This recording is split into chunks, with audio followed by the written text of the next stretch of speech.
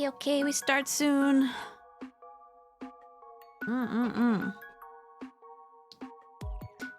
In a moment, I need to go grab something real quick, but then I will start. Also, I need to pull up the art that I'm looking at today. All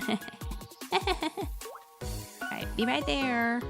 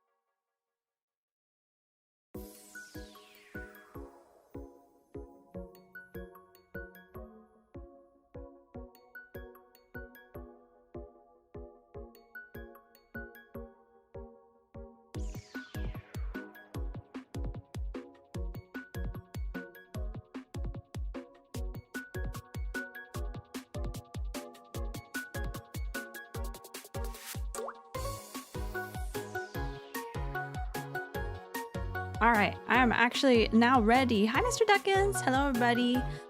Okay. Ready, kind of, for once. All right. Well, kind of, actually. Kind of for real, because I don't have the art pulled up, but it's okay. I'll pull it up while we're live. Hello. Happy Thursday. Thursday. That's today. I kept thinking yesterday was Thursday, but today is Thursday. Hello, hello. I am excited for this week because I'm doing streams that I've been kind of itching to do. So today is another fun one. I have to pull up the art for it though. So today I wanted to teach y'all, and I've been kind of wanting to do some of these little one-off streams where I do little mini art courses or little art. There are tidbits, we'll say, because I have taught before, and I find I don't actually like teaching IRL, but I don't mind yapping while I do stuff. Hi, Crow! It's 17 months! What do you talk about? What you talk about? How you doing? It's good to see you. Damn, 31 months is strong. Why does it say 17 over there? 31 months is even crazy. Is even crazier. Hi, Crow. How you do? I've been meaning to... So many times. I say this every time, but I've been meaning to reach out, and we will do the things. I promise. Soon, TM. I swear it to you, sir. But now I'm nervous because we got another really cool artist in here. Let me give you a little shouty. A little shouty, but how you doing, Crow? It's good to see you. But yeah, we all busy. It's so true. It's been so busy. It's been a year and it's only February 5th. Isn't that crazy? Isn't that crazy? But I'm always around. Good to know. Good to know. All right, I'm gonna... Also, no nervous. You're a pro. Well, I can still be nervous. The thing is, I'm adept at this, but I'm not. I don't consider myself a professional illustrator because I don't professionally do illustrations, but I went to school for it, and so I'm very, very knowledgeable about it. And all of it also applies to many areas of art and different mediums, so you can apply it everywhere. Because my professional skill is UI art. That's my professional skill, and kind of VFX at this point, Unity VFX especially. But it's all applicable. You can apply this kind of thing to art, to all kinds of art. But we'll dive more into illustration because even though I'm not a pro at it, I am very comfortable with it. It is something that I really enjoy, so I don't mind talking about it. Help me, Lumao, or help the summer wallpaper. What the crow today? The qua today is strawberry peach yet again. What'd you get? Coconut. I love coconut. I didn't get any coconut. They finally had. So last time I went to Costco, they didn't have the La Croix pack. And so I got the Kirkland stuff, and it was a lot of Kirkland seltzer. It was so much. It took so long to get through, and it wasn't even as. It's not even as good as La Croix. I'm not even gonna lie. Sorry, Costco, but your seltzer is not as good. I don't know how you can mess up seltzer, but they did.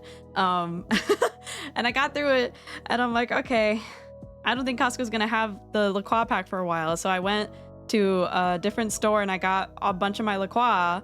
But then we went to Costco, what was it, a couple days ago? And they had the La Croix pack again. And I'm like, but now my fridge is already full. Oh. And that's the thing about Costco. I love Costco, but they rotate so fast. When things are popular, they go fast. And I know they go through whatever, like the stocks they have on the warehouse shelves, but still, why is it gotta change? Why is it gotta change so fast? It makes me so sad. Anyway. That pack has coconut in it. I don't have coconut at home. I have, what are the other flavors I have? I did get the peach pear, delicious by the way. And I have strawberry peach and I have mango. So 3 of my top 5 favorites. But if I got any more and put them in the fridge, there'd be no room left in the fridge and Cloudy would be kind of upset. All right. So this is gonna be all off the dome. I need to get rid of that, whatever thing is covering up my frame over here. I use it to block out the URL when I have Edge up. We will actually be looking at other people's art too. I'm gonna go through my bookmarks of arts that I have saved and not critique people's art, but learn how to ingest really good art and take away from it what you can. As artists, there's a saying, you always, like a good artist kind of is a thief because you steal a lot of ideas and then you mold them together into your own idea so it's original enough and make it your own. So let me get rid of this little frame thing.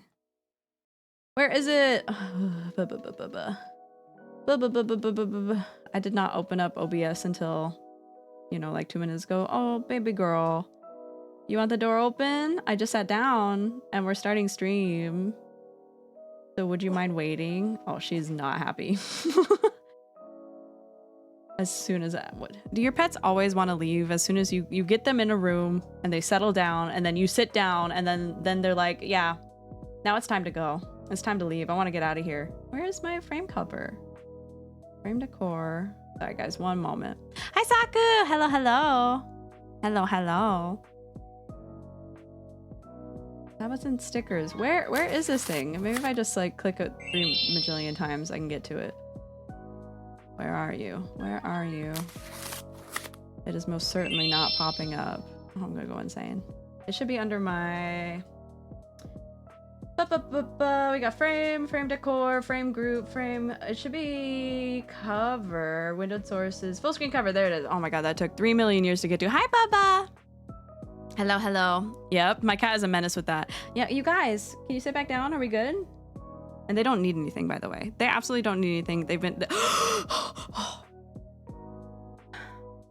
I'm not allowed to stream today! There's a spider on my monitor. I don't have a cup. I I don't have a cup. I don't have a cup.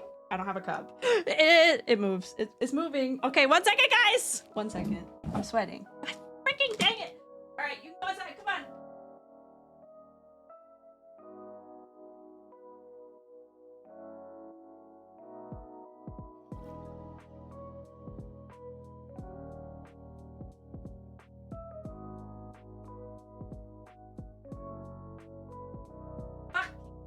Hold on. Do I have a piece of paper? Yes, I do. Okay. All right. We're gonna catch a spider. We're gonna take him outside. Take him outside. No. Off of my. Please, where'd it go? It's. Oh my God! Sorry. Okay. Oh, it's crawling really fast. Oh, okay. In the cup. In the cup. He's in the frog. There. Okay. I got it. Okay. We got it. Ah! This is not going the way I planned. There. Okay. Stay put. But Bubba, I wish you were here. Bubba, help me. I'm such a baby when it comes to spiders. Stop moving. Stay still so I can take one side. For your own good. I'm trying to stay freaking live. Oh my God.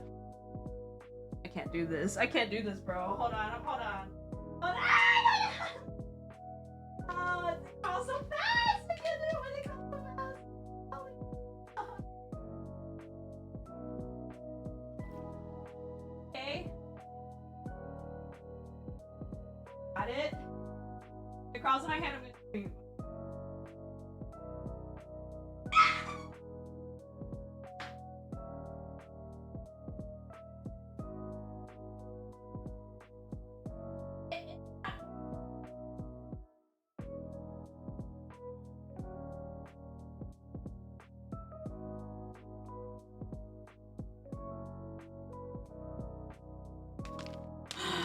Okay, I'm back. I'm sorry.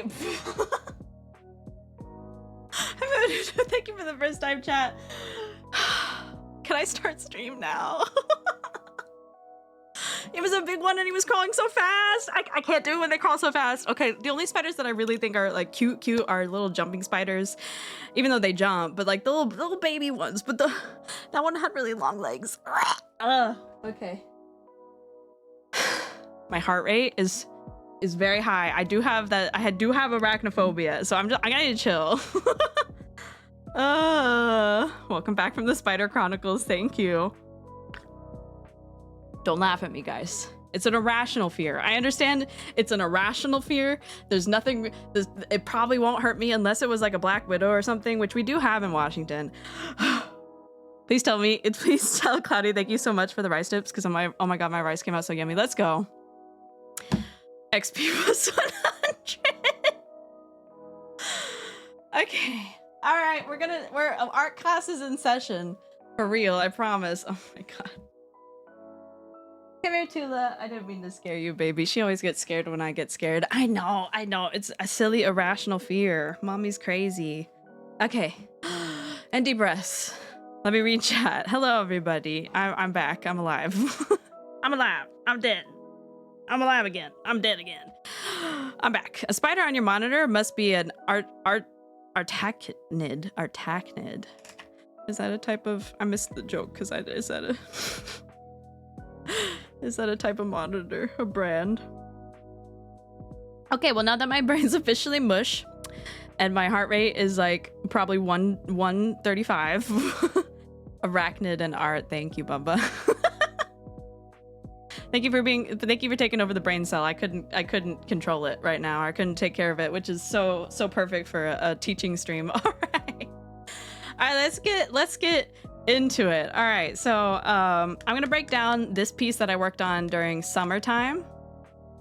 It's a piece that took me a while, and like I said before, so let me re-preface. So I am indeed a professional, but I'm not a professional illustrator. So my illustration skills only go so far, but I am a professional artist in the sense that, you know, I went to school. I have a Bachelor of Fine Arts in this kind of stuff. I work professionally in the industry as an artist. I do UI art. I am a professional in 2D art. that is my focus. That is my locale. That's me. So I do have a lot of skill in it, but I'm also I refrain from calling myself a professional illustrator is the only thing. But I do know a lot about it, and I'm very comfortable in it, so I don't mind kind of talking about it, and I don't mind teaching a little bit about it and sharing and spreading the knowledge, because art should not be learning how to do art should not be very scary. It's very approachable. Anyone can cook. And it's truly a skill that you learn. Straw. Yes. Hi, Brento. Hello. I need to respond. I didn't get a chance to, but I will respond to the DMs. They're in my DMs. But hi, Wave. Thank you for third. Who got first? I think Finn got first.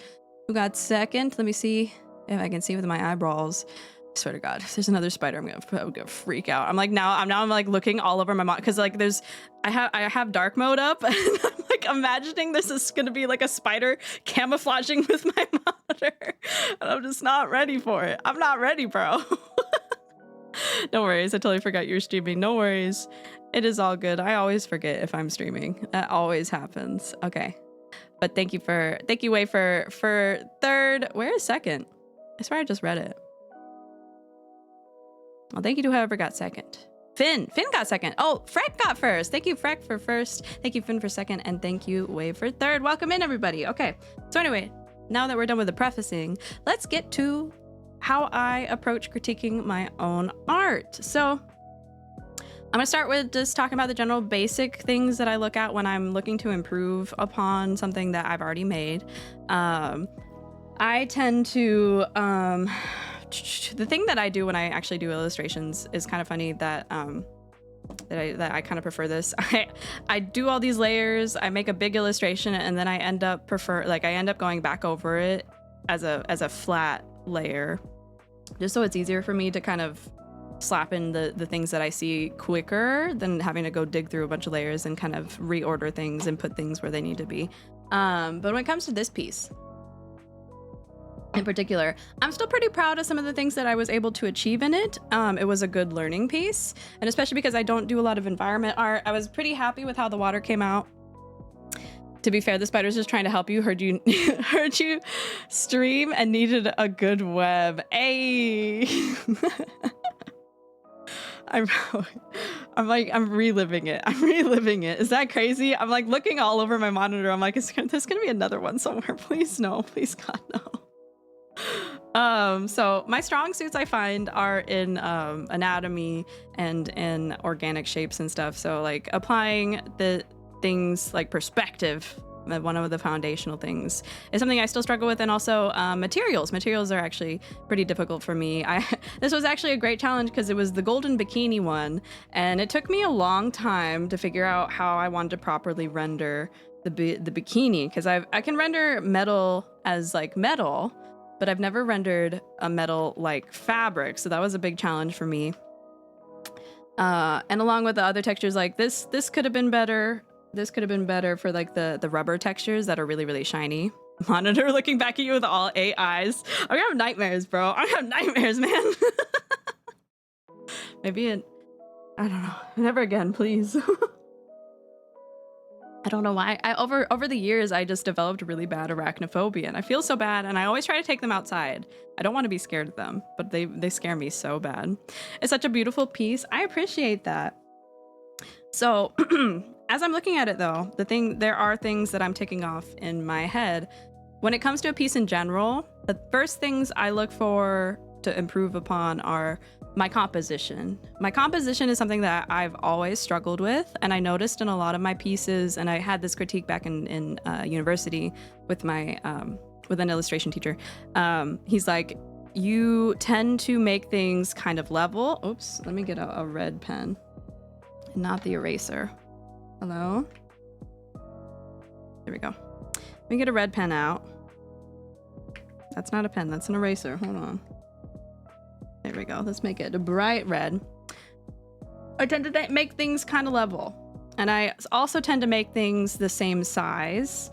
Here, I tried to make it so I wasn't making things too much the same size, and I kind of lost focus. This was kind of eye level, but this kind of didn't mind, because I was trying to make, my goal here was trying to make the rule of thirds, first of all. So I had her kind of sit off to this, like two-thirds of the piece. If I were to divide the piece in half, let me see, where is exactly half? My ruler's up. Half is about right here. And I have her sitting more on this side. If we were to do thirds, the focal point is here, and I have it over here. So I feel like I did that pretty okay. And the other part that I tried to incorporate was kind of this triangle of things to keep that focal point like right here. But to me, as I look at this now, this focal point becomes a little less strong. So what I tried to do here was I tried to frame it with negative space. Enjoy your lurk. I don't get arachnophobia. If two arachnids love each other, they should be able to marry. You know what? You're so right. You're so right. But enjoy the lurk, Vicious. Heading to the gym. Good luck at the gym. Get those gains. What are you working today? If you have a chance to answer. But if you don't, good luck at the gym. And make sure to stay hydrated. Get pumped. Get pumped up. I miss going to the gym. I want to go back to the gym so bad. I also tried to frame it this way. So when you look over here, the face is kind of framed by this kind of nice negative space, trying to bring you down to the eyes. But I feel like it also kind of weakened this spot and didn't enhance it, because there's a lot of empty space. That's my other problem, is I also have a problem with empty space. And there's a lot of even empty space. When you have more asymmetry in your empty space, it kind of helps guide the eye a bit better, but this kind of leaves your eye a little bit dead. So like my whole goal in creating this triangle kind of fell flat when this kind of breaks it up. Let me know if that makes sense. So that's one of the things. Let me create a little note. So first thing I look at, composition. If it's a whole piece. If I'm doing like a sketch, or if I'm focusing on something in particular that I want to improve, I'll focus on those particulars. But since this is a whole illustration that I'm looking at, that I did, I'm gonna look at all the things I would look at when I'm looking at illustrations. So let me check chat. I'm afraid of bugs as a whole. Arms and back. Thanks for asking. Oh, good luck. Good luck. Are you a programmer? Yes, but I'm not afraid of those bugs. That's so funny. Finishing our reading for tonight. See ya. Good luck. Yeah, see you guys tonight. See you tonight at book club. I have to also finish my reading. I'm going to be speedrunning it. I'll be speedrunning it after stream. That's why I won't go too long this stream. I'm going to try to keep it at two to 2.5 hours at most. But yeah, so I'm going to look at composition. The next thing I'm going to look at is, well, actually, continuing composition, I want to make sure I look at the balance of a piece. Now, I love game bugs, but IRL bugs are, whew, yes, I agree. I want to like them. I really, really do. Because bugs, they're important, and they can be cute, but they scare me so bad. I think it's just because they're small and they can get into places that they can be there and you don't know. And that's what scares me.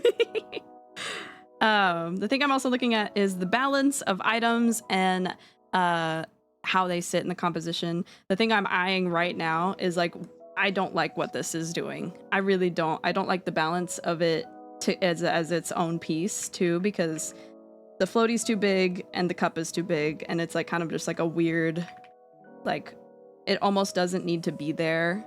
And I think this could have been cropped better. As far as fixing that empty space, that kind of kills the... So when you're doing an illustration, a big thing that you want to think about, like I said, and I mentioned it before for like a moment, focal point is you want to think about your focal point. You want to think about where your viewer's eyes are going to go, or where you want it to go. If you want your viewer's eyes to travel all over the piece, you should have things that kind of guide their eyes in that direction, or guide them around the piece. There wasn't too much else that I wanted the viewer to look at. I was like, I want you to look at my face.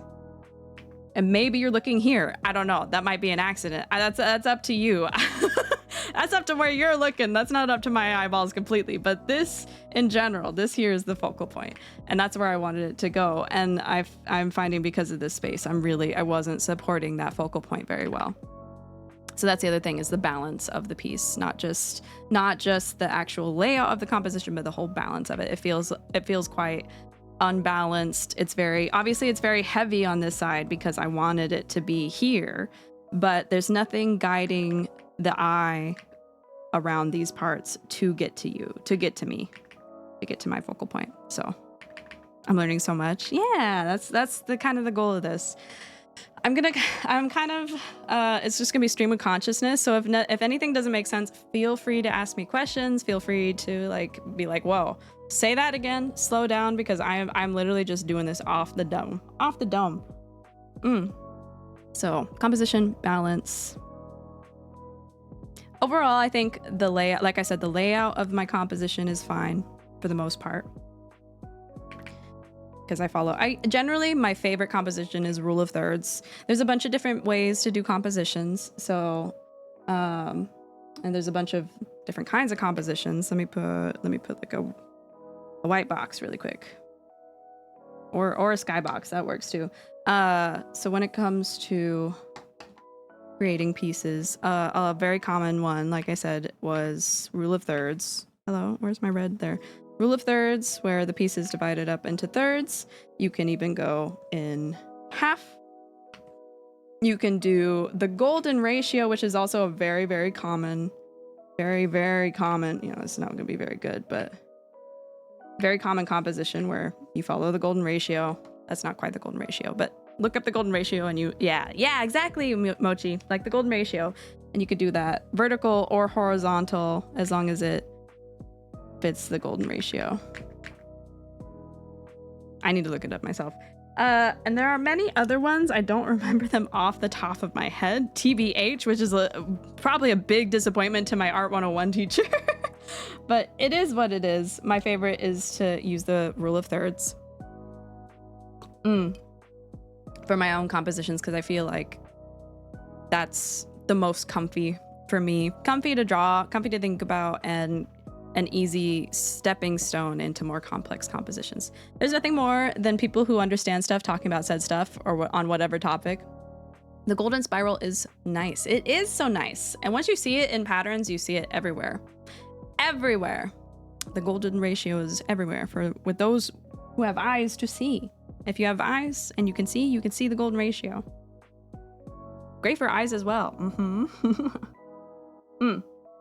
We have an ad in 8 seconds. I will take that ad, just so I'm not rambling for people who can't avoid the ad. So sorry if you're about to get hit with it in 1 second. I will take that BRB screen. Get some water though, and make sure to get a notepad if you want, and write this stuff down if you need, if it helps, if you find it helps. And we'll be right back. We'll be right back. Ooh, sorry.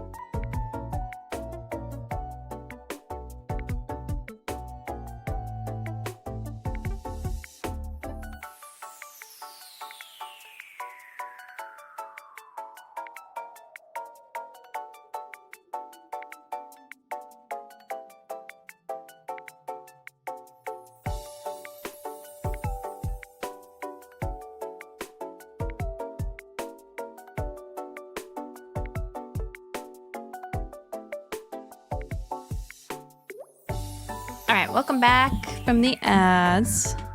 I was going back and reading the chat for when I was getting the spider out of my office. Roll for initiative was great. Legit felt like I had to roll in it.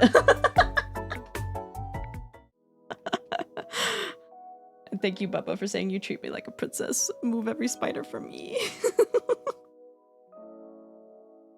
Pretty please, I am weak.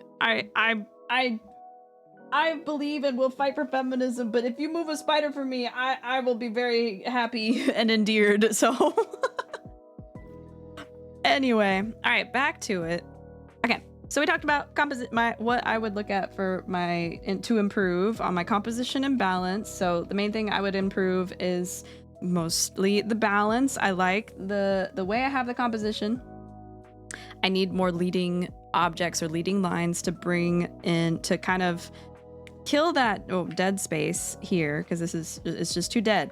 The water is really nice to look at, because I think that's partly what got me a little wrapped up in this. Was I really liked how I approached the water and it felt really nice, and I'm like, well, I kind of want to see more of it, so I didn't cover it up with anything, and so it didn't really help. It didn't like I said, the balance is off. It's too empty here. I do have these big leaves here, but they're not really aiding anything. Notice where they're not really pointing to anything in particular. They're kind of going, like, if you look out from it, they're kind of going in spots that also still have nothingness. So that's a part of the balance problem as well. Let me see. So number 1, comp, fix, imbalance. And the way I think I would probably do it, it'd be kind of hard for me, because I'm like, honestly, I'm not sometimes the thing is with critiquing your own work and learning how to critique your own work is that you can figure out what's wrong, and that doesn't necessarily mean you'll have the answers of how to fix it right away. That's something you learn over time, and that's something that kind of comes along with trial and error. So don't feel bad if, like, you're looking at your piece and you're listing out what's wrong with it in your mind, but you don't know how to fix it yet. That is literally the art process. Sometimes you just gotta, if you're not sure, there's 2 things you can do when you're not sure. And we will get into the second thing a little bit more in this stream, because I do want to dive into it. But the first thing is, if you're not sure, just brick wall, just plow through and try things. Just try a bunch of different things, see what hits, see what sticks. Just throw wet paper towels at the wall, see what lands. And if nothing lands, that's okay. You can keep trying. But the thing that'll help you even more so is to not do any drawing at all and look at other people's drawings, look at other people's artwork. And especially if it's an illustration that's similar to yours in that way, and you view it as a successful one, really look deeply at the elements that you think make it good, and kind of backwards problem solve. You're essentially taking it apart, and what's the word when you, like, kind of you undo something and you learn from what you've undone. You take apart the pieces and then you build it back together in your own way. So those are the 2 biggest things that you can do if you don't have the answer of, like, well, I know what's wrong, but I can't fix it. So don't worry if you can't fix it yet. That'll come. But the first thing and ability you want to have is to be able to see clearly what you can fix or you think is wrong with your piece. And also, I want to preface, it's okay to think things are wrong in your piece, but don't let it hit your morals too much, because your brain is what you can visualize in your mind versus what you can do is always going to be, I think, roughly about 7 years apart. Your brain is usually about 7 art years ahead of you, ahead of your actual ability. So don't feel bad. Don't let it get you down. Don't take it to heart. Take it as the thing that you need, which is learning. You have to learn how to break down your art in a meaningful way and not in a demoralizing way. So back to my piece, back to what I'm looking at to improve is fix the imbalance in the composition. That's the biggest thing. You also can't be afraid of making mistakes. Exactly. You can't be afraid to make them. Make those mistakes. That's how you learn. Let your sketchbook be ugly. Let your illustrations be ugly. Even the ones that you post, let them be ugly. It's fine. There's so much art out there. There's so many artists at different levels, better, even worse than you, all over the place. So don't be afraid. You need to make, yeah, exactly. You need to make mistakes in order to grow from them. Otherwise you'll never, and I've seen that happen, especially in university. It was kind of frustrating to watch. There were people that were very, very stubborn about feeling like they already knew better and couldn't self-critique, or felt like they could self-critique, but they weren't actually self-critiquing. And when they were given advice from our professors and from their peers, they were like, no. And it stunted their art quite greatly. And it was very apparent by the end of graduation that like who took advice and who didn't. So take all that you need to and let yourself make mistakes, and don't feel like you have to be perfectionist about it, and intake advice and intake your own critique. It's important. It's good for you. It's your vegetables. Also, that being said, you also don't have to feel like you have to worry about making mistakes in your art. You could just make mistakes in your art and not fix them if you don't want to. It depends on what kind of, I'm speaking from like a perspective of someone who wants to present more professional level illustration. I know I'm not quite there yet, and that's okay. But that's my goal. And there is, in the art world, in the professional art world, there is a level of professionalism, and it's kind of like a weird line and blur. It's kind of blurry to know like where you sit in it sometimes. But if you train your eyes well enough, you can kind of see where that professional level is. Like I can probably guarantee you, like with Crow or like other art friends that I have, I could show them 2 pieces and be like, which one's professional, which one's not, and they could probably tell me. It just comes with practice over time. Anyway, continuing on. I told you it was going to be stream of consciousness, so it is what it is. All right, the next thing I would jump on to, after looking at the composition, is my values. A big important thing, but I'm very, very loose with it. So the thing that I learned in school was how to build pieces in grayscale and work up from there. I don't like working that way, and that is perfectly okay. You can also not like working in some ways and understand the benefit of it and how it would benefit you. You can use tools that benefit you, and if you don't feel like it benefits you, you don't have to use those kinds of tools. Yeah, you obtain an eye for it. Yeah, it comes along without you even realizing it as you go. Hi, Frosta. Hello. Hi. I tend to like seeing my colors on the page and how they compare, and how I kind of go by feel, just because when I work from just grayscale value to color, I find I get a little bit lost. I get a little bit more confused, and sometimes it makes me not able to hit the mark that I'm kind of wanting to when it comes to contrast and balance within values. But you can always check your values by making it grayscale. And maybe honestly, it might be a weakness of mine that I don't do grayscale as much, because I can already tell just by, so a good way to test your contrast is to look at your piece and squint as close as you can to your eyes closed, and you can see the light and dark versus dark a lot clearer. You should be able to, at least. If you can't, that's okay. But I can tell I can tell where the hot spots are and where things are blending. And my face and my body kind of blend a little bit too much. Meanwhile, this is very, very, very stark. So I'd probably kind of rebalance I'd probably redo some of the lighting to approach that. Do you know about the color layer trick? I do. I just don't often use it, because it's a harder puzzle piece for me to build from.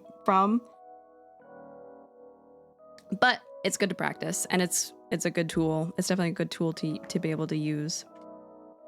But also too, because I'm very particular. My biggest reason, I'm very, very particular about my shadow colors, and I'm very, very particular because I really love, as you guys can see from this piece, I'm sure you can tell, I really love saturated colors. I'm sure you could tell by just looking at my model. I'm sure you could tell by looking at the background I got commissioned. I love saturated colors. I like it bright and in your face and popping and just boom, boom, boom, boom, big bright colors. And so I'm very particular about having colors in my shadows. And I find when I do the color layer trick, I have to really work to build back up to the saturation levels that I want. Because I really, really want deeply saturated colors everywhere, including in my shadows. So if I were to grab some of my shadows, that's that color, some pinks, very saturated, extremely saturated. And I that's something I really, really admire in a lot of other artist pieces, is when the shadow, the thing that is I don't like, and I try to steer away from, is having duller shadows. A trick to keep your shadows from getting too dull is don't take just the color layer of your skin tone and take a multiply layer with the same color, because it's gonna, so in my piece, everything's very saturated in my piece because I already really deeply saturated it. But you want to add a little, like I would push this to be a little bit more rosy, I think. If I grab that color, I go like this. I'd probably do something a little bit in between like this, just to add a little bit more life to it. Because sometimes, at least to me, this is very opinion based. It feels like when you just have the same color taken from the other, it loses its depth, and especially when it's on a skin tone, it loses that subsurface scattering color that jumps back up to the front. So that's my trick. And so I'm very particular about it. I'm very, very particular about it. Not everybody has to be, because especially there's lots of different styles, and my style is definitely not muted. It's not muted at all. Yeah, subsurface scattering. Yeah, highly saturated colors tend to show up as darker in grayscale. So it becomes a little bit of a harder balance for me. Oh. Yeah, always find what you like in art. Yes, that's the biggest thing. And when we go look at some art that I really like, I will dive deep and tell y'all what I really, really like seeing in art, and how I try to apply it to mine. And that's the biggest way you can grow, is trying to apply what you like to see in your own art. And obviously, I like to see a lot of saturation. What was I saying though? Composition, balance, imbalanced. My values are a little flat on the body overall, so I'd probably bump up the saturation on my shadows, a little bit more contrast. I'm not too unhappy with the body itself, but there are some things that I would define a little bit better. So the next thing I'd look at is the forms and the shape and how 3D they feel and how well they sit in the piece itself. It's not all homogeneous, but fundamentals are important. Yes, exactly. Fundamentals are your building blocks. And funnily enough, when I went into university, I actually lacked a lot of my fundamentals. I learned a lot of my fundamentals in school. I don't recommend that. If you can learn it beforehand, it's very helpful before you go and spend a lot of money. But if you're already in it, you kind of just have to roll with the punches, and it'll come quickly if you really lock in. So practice the fundamentals. The fundamentals being perspective, color, values, balance, form, shape, all that jazz, composition, all that jazz. And so speaking of forms and shape, there's definitely, like, there's a lot of instances where it does feel like it sits pretty okay, but there's also instances where I feel like things don't quite sit very okay. This guy over here makes me, this is very 3D, very like you can kind of feel the shape of it, but the size, this is another instance. You know how I said my weakness is making things the same size? This is very much the same size. Like this part, the balance is very, very weird. Even if it feels very 3D and sits in 3D space generally pretty well, it doesn't feel real because the balance is kind of off, and some of the forms are a little strange. Like I have a hard shadow here and then it softens right here, when I probably just needed it a little bit hard all the way through to indicate that the cup is sitting in the inner tube. Even if, where are there inner tubes that are inner tubes for cups? I don't know if I've ever actually seen one. I just kind of made it up in my mind and was like, yeah, it's fine.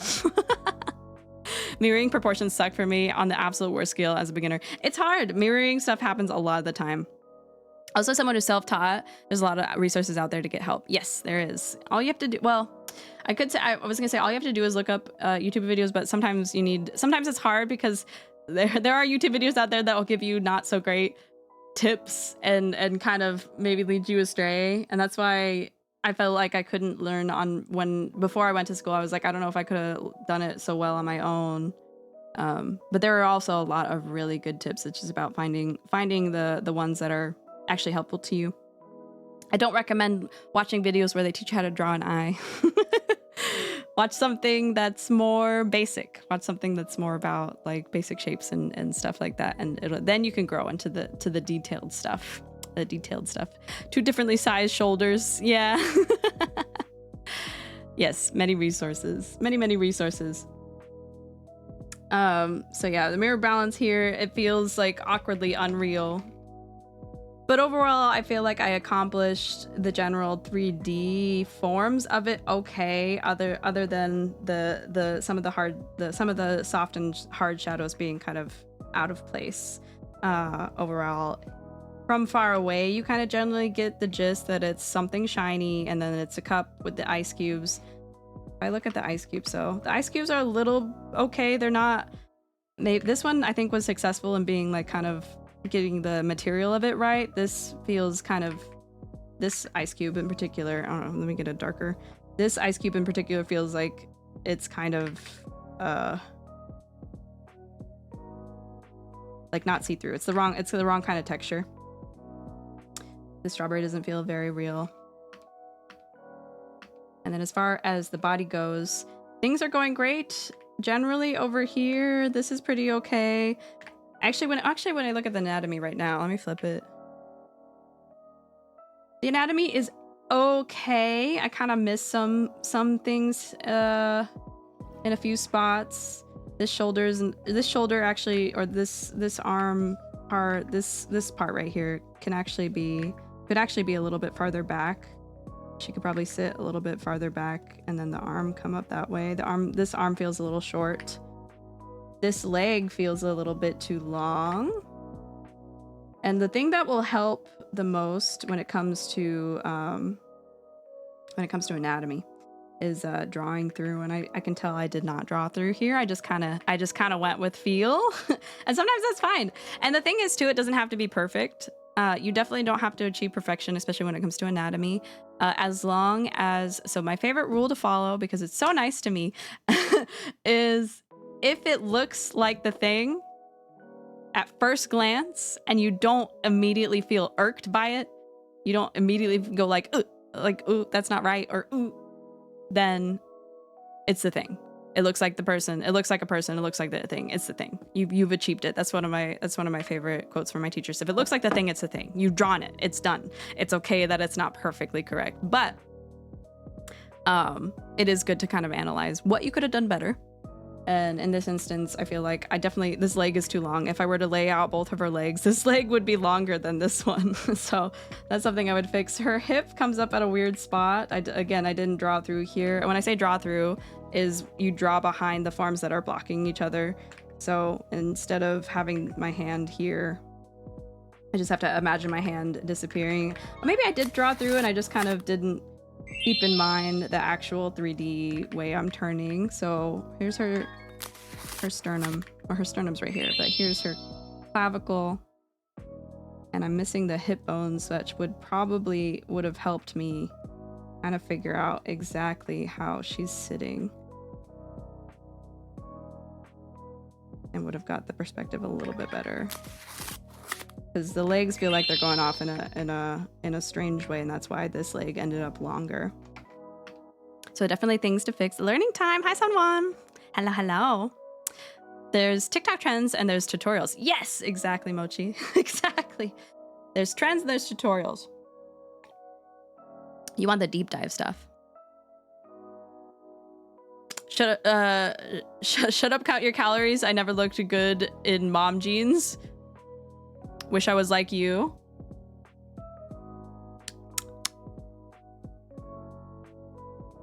I'm confused. I believe anybody can look good in mom jeans. I feel like that's a lie. Mom jeans are meant to be. You look good at any moment because they're mom jeans. I love mom jeans. I used to be a skinny jean kind of person. I don't know if that's apparent. I'm not blue-eyed or blonde or perfect body. There's no such thing as perfect body. That's a lie sold to you by the beauty industrial complex. So don't feel like it. Don't feel like it. But anyway. So the things I would have changed was fix the leg, fix some of the proportions. So essentially just proportions. I think I ended up saying form. I'm meaning proportions. I need to fix my proportions and kind of balance it out a little bit better. But overall, generally, like I said as before, as long as it looks like the thing, it's the thing. Here, 1 second, guys. 1 second. Hey, Brando, are you here? There we go. Okay. The other thing I would fix is the biggest problem I have in the piece, having it be the fact that I have this as the focal point. The thing that I really dislike the most is actually my pupils and my eyelashes. I did my pupils a little bit too stark and too small, in my opinion. The mouth structure and the nose structure, this all feels relatively firm and sitting well in 3D space. And the eyes generally, you know, being anime eyes as they are, they do sit generally well in 3D space. If I flip it, I feel like it doesn't feel too bad. Maybe on the nose. Maybe the nose could be scooched over just a little bit. But overall, I think, so I noticed I did this thing where I wanted to try like a highlight around the pupil, but I actually think I did a disservice to the pupils because now the pupils from far away look a lot smaller and it kind of deadens the look a little bit rather than keeping it like soft, keeping the gaze soft and like directed well at the viewer. Like it feels very piercing and I don't like it. It's unsettling. So that's something small that I would change. That doesn't have to do with form, but that also has to do with like the look.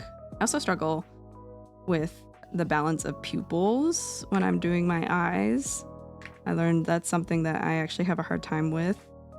Let's just see how, like that's instantly softer. They're darker, but it's softer. They're a little bit bigger, and so her gaze at you is a little less piercing. I don't know if you guys can tell very much, but it's something I noticed, and I'm like, man, she's really boring into my soul, and that makes me uncomfortable. So that's definitely something I would fix. Let's see, what else would I fix? I talked about, you know what? Why don't I go ahead and crop this to see if I scooch. Let's grab this. Like I said, the framing wasn't great. Let me do a rectangle, please.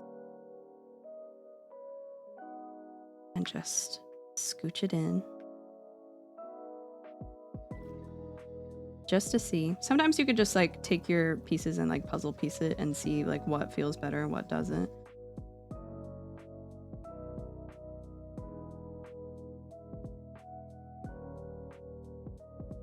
Let's see.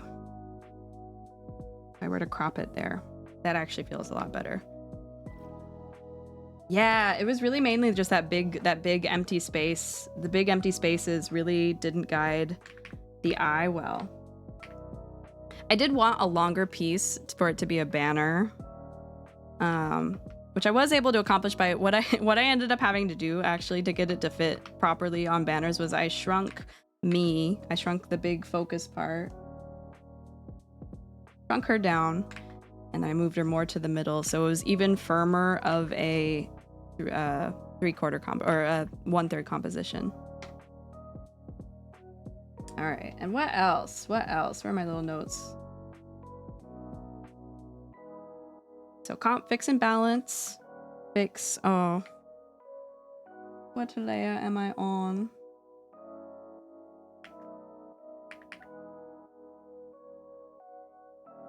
fix what's that word? I was saying forms before, but it wasn't forms. I already forgot. What kind of teacher am I? Fix. What did I say before? This. Words. English. Hold on. Somebody else said it in chat. I'm gonna scroll up to what you said. Proportions. Thank you. That's the word. Fix proportions. Specifically on cup. On anatomy. Words are hard for real. Words are hard. Proportions are a big deal. Where did I do these? I'm gonna erase these so they're like in my eyes and in my face. Go away. Go away. There we go. So those are kind of the main things I would fix, and that's a small slice into how I would critique my own piece. There's a good few other things. So if we want to get into detail critiquing, I can do that a little bit. I kind of did that already with like the pupils. The pupils was definitely a detail critique. Because sometimes, when it comes to your focal point, detail critiquing is very important. I know that's not like an actual term. That's just a term I made off my dome. When you get into the nitty gritty, sometimes the little aspects and little details really shift the feel of your piece. It really changes the vibe. And I really feel like the pupils very much changed the vibe, because the piece is all about me or Strawberry looking at you, looking into the camera, or looking at whatever, and looking at the viewer.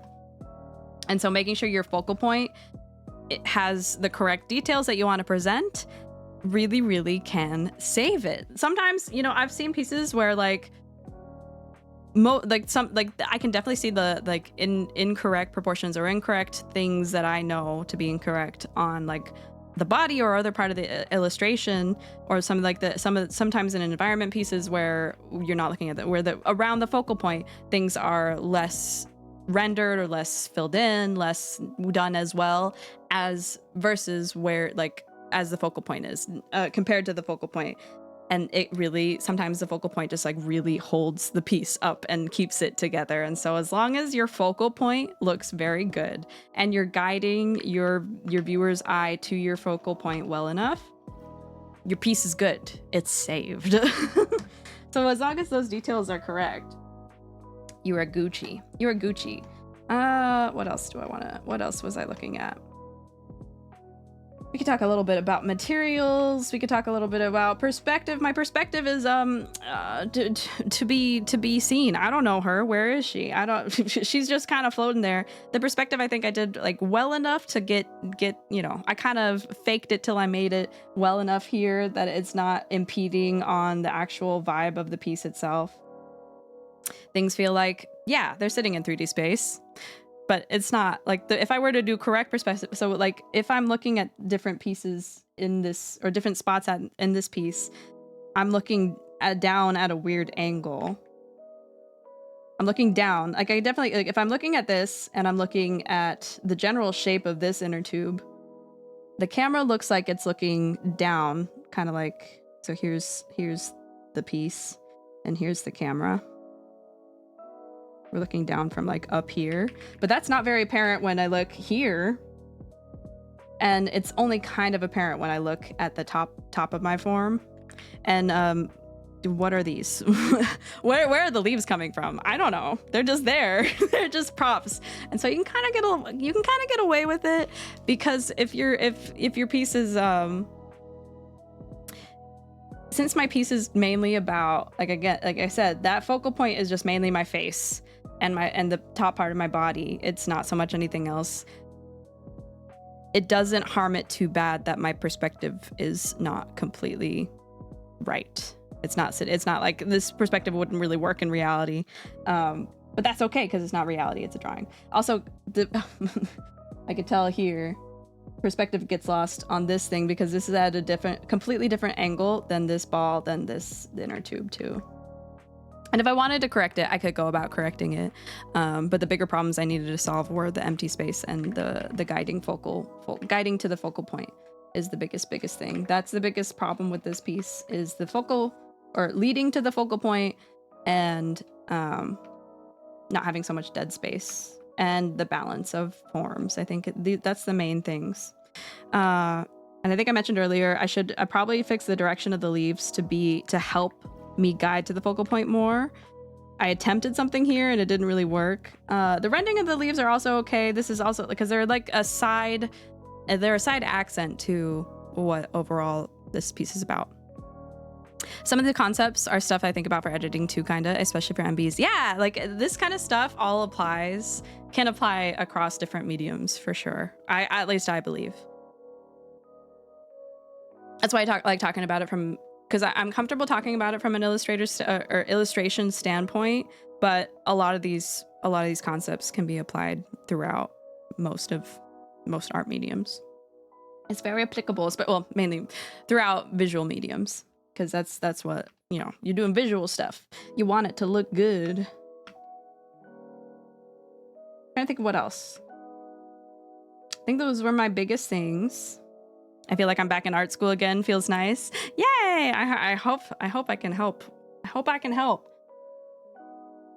But also take what I say with a grain of salt, because like I said, I'm not a professional illustrator. I am a professional artist. I work as an artist, but everybody's experiences are different, and I'm obviously, you'll always be, everybody's always going to be learning. But I definitely feel like I'm a little bit early on my journey with illustration. So I'm getting there though. And these are the things that I'm constantly thinking about. I figured I would share. So I think I covered the main things that I wanted to with this piece that I'd want to go back and fix. Whether I go back and fix them, if I have time to, is a whole other thing. Because sometimes it's just better to make new art after the fact. Because sometimes you work, and I think that too, I had spent quite a long time, and my friend's gonna attest to this. I was spending a lot of hours on this piece. I forget exactly how many hours I spent on it. And it still turned out the way it turned out, with a lot of mistakes that I want to fix, but I can also get tired after working on a piece for so long. So as long as I know the things that I want to fix, I can keep that in mind for whatever piece I do next, and I can apply it to the next piece. Sometimes I'd just rather leave a piece behind than go back and spend so many more extra hours fixing the same thing when I can do it over again. And actually, so I did this piece. Let me grab another piece that I spent quite a long time on, and it's a similar kind of piece. If I can find it. Oh my god, it's been years now. It's the Spring Straub piece. Another one that I spent many hours on, but it was about a year before, and so I learned a lot after that piece, and I felt like this piece I accomplished a lot better because it had been about a year in between. Let's see, where is it? Your grasp of the fundamentals are really good though, Straub. You're doing amazing. Thank you. I'm glad I didn't waste my schooling. That'd be devastating. Oh, it'd be devastating. Seconded Straub explains things really well. You guys are gonna boost my ego. Don't do this. You're gonna boost my ego. Oh no, I wanted to open up the PNG, not the layers. Okay, so I'm opening this up. The other thing I struggle with big time is lighting. I tend to do flatter lighting because it's what is comfy. That is more, not like a beginner tactic or anything, but something that I need to break out of my shell with and experiment more, especially because the biggest thing I struggle with is environment art. So that's what I'm going to get into here. Lighting and environment. I generally have an idea. I have a general idea of how it works, how I can make it work for me. But I definitely know that's another growth area that I'd want to tackle. And that along with composition, those are my two biggest things that I want to focus on improving, just so I can elevate my art in a way that I'm excited about, Trying is never a waste. What matters is you stuck with it. It's easy to get demoralized and just give up. It is easy to get demoralized and just give up. Very, very easy. So don't give up. Your art style, it's fine. Thank you. I appreciate it. I just want to push it further. I want to molto. Okay, so this was another piece. This is about a year apart from Summer Straub. I can definitely see the things that I think I improved on. But there's actually a lot of stuff that I like from this piece. And you can take stuff that you like too and remember it as well. There's actually very specific instances of things that I like in this piece, particularly this area. I really, really like how I did this area. This area gives me endorphins because it's very simple, but I think I accomplished the feel of the flow of the fabric exactly the way I wanted it to come across. It's a very loose fabric, very, very flowy, very almost like Chantilly lace almost. I like the atmospheric perspective in this art. Thank you. It's also something I struggle with, but I think I struggle in general with environment art because perspective, what is it? I don't know. But I like how it came out still. I like the feel of it all. I think it came out generally okay. As you zoom in, you can see just exactly how much effort I put into the background because I could not be bothered. But that's just a matter of taking the time to. So the biggest things with this piece are the dogs feel flat. I'm gonna start from the foreground back to the background. The thing that I did, let's actually, before I go into it, I said I like this part. Let's go into what I think I accomplished well. I accomplished a good foreground and background split, but there is no midground. But the background and foreground split feels pretty nice. The focal point feels pretty nice. There are things like mainly the pose kind of helps lead into this. There's things that accent it pretty well. If I'm gonna get into things that are wrong, it's that mirroring again. My nemesis. Hi, Washiam. Oh, excuse me. Right in my spit. I'm alive. Perspective, I don't know her. She is a stranger to me. But overall, especially because I did like an unfocus effect that generally just kind of helps bring your eye forward and to the point that I'm looking at. I also have her arm. I have everything kind of like it all comes back to it's like a little heart shape. It's kind of golden ratio. If I were, yeah, just kind of golden ratioing right now, which really helps. Golden ratio really, really helps. I also have a mini one right here where, this leads to the eyes. This leads to where you're supposed to look pretty darn well. And I feel like I accomplished that pretty well. So those are the things that I think accomplished well. This nice 3D feel, the flatness, and the actual way she's sitting. I could accomplish the light and contact better, but like she overall when you first glance at the piece, it's like, yes, she's sitting on that blanket, and the whole feel of the piece is, you're looking at her and she's looking at that cherry blossom. And then you see the accents and your eye bounces around just enough to keep it all in this zone. So I accomplished focal point in this one pretty okay. But the things that I did wrong is the mirroring effect up here. This tree, and this tree are all generally the same size. We need some more asymmetry. And to kind of give you the idea of perspective, this tree needs to be bigger. It's closer. So it needs to be bigger. It's bigger. So it should be closer. Or sorry, it should be close. So because it's closer, it needs to be bigger. This is much bigger, but it somehow ended up the same size as one of the trees that's farther away, even though that tree is farther away. Same one here.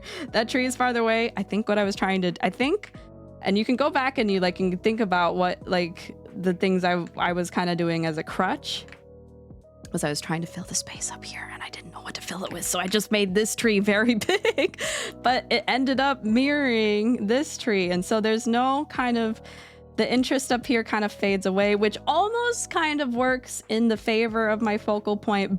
But if there was more asymmetry back here, there'd be a lot more interest. And so your eye could bounce around the whole piece of art rather than just centering completely here and staying here. I would have a much more interesting and much more fascinating piece if I didn't have so much mirroring. If there was more going on, a little bit more going on in the background, the fading, the atmospheric perspective helps push that back well enough. So Like I said, the foreground was accomplished and the background was accomplished, but there's no mid-ground. Oh, whoa. How'd I do this? I'm grabbing things too much. Let's see. Squish that back. There's no mid-ground. That also happened a lot in university. Whenever I was doing bigger pieces, I had no mid-ground. There's no mid-ground to speak of. And especially with 1-point perspective pieces, having a mid-ground kind of helps make that more interesting too. So I could have accomplished that by adding a mid-ground. So something, and I think I attempted this here with like the walkway. So what I could have done to kind of improve on that was, obviously the biggest thing is scooch this dang tree back. Scooch that back. Scooch this bitch back. Give more space to have more interest. Maybe have somebody have people walking by. It could be very low level of detail, because the level of detail is going to get more intense as you come up to the foreground of the piece. So it doesn't have to be high level of detail in the back, but just something of interest to make the mid-ground kind of live on its own. That way it's not completely just foreground and then background and no mid-ground in between. So that's something I could have fixed composition-wise and just overall interest-wise. The lighting's pretty good.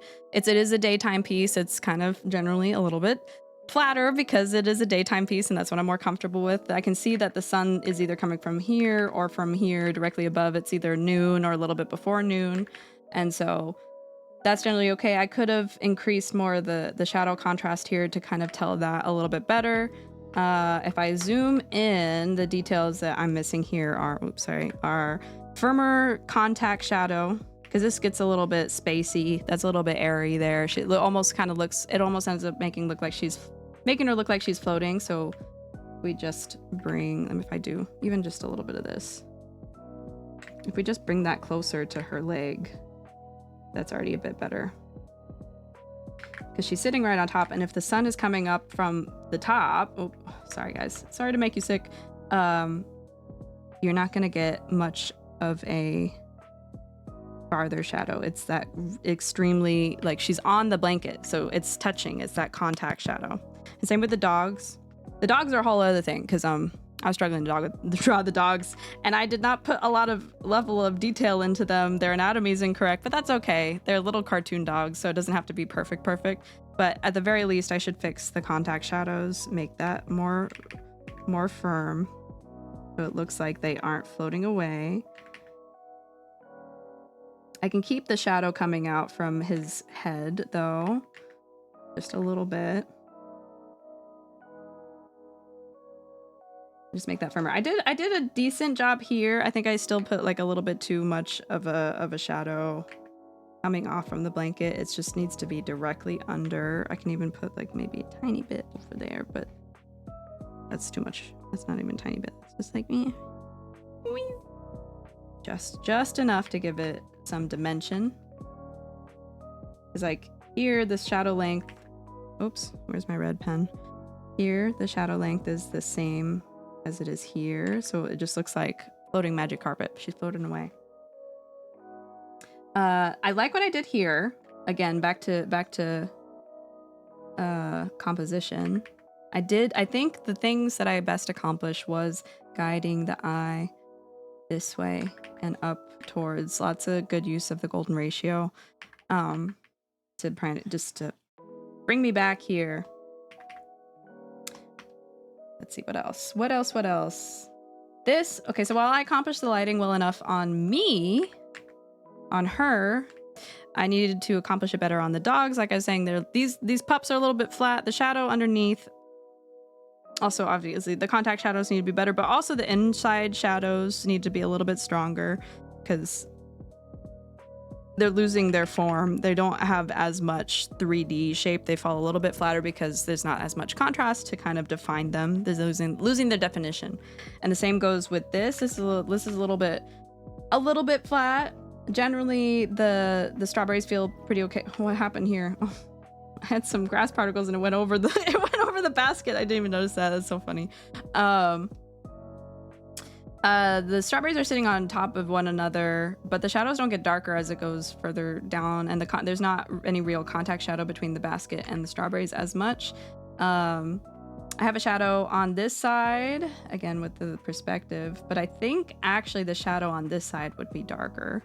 And then I should have some reflected light go back into this side. So I actually think I have the shadows kind of flipped incorrectly here, and that's what's making it a little bit flat.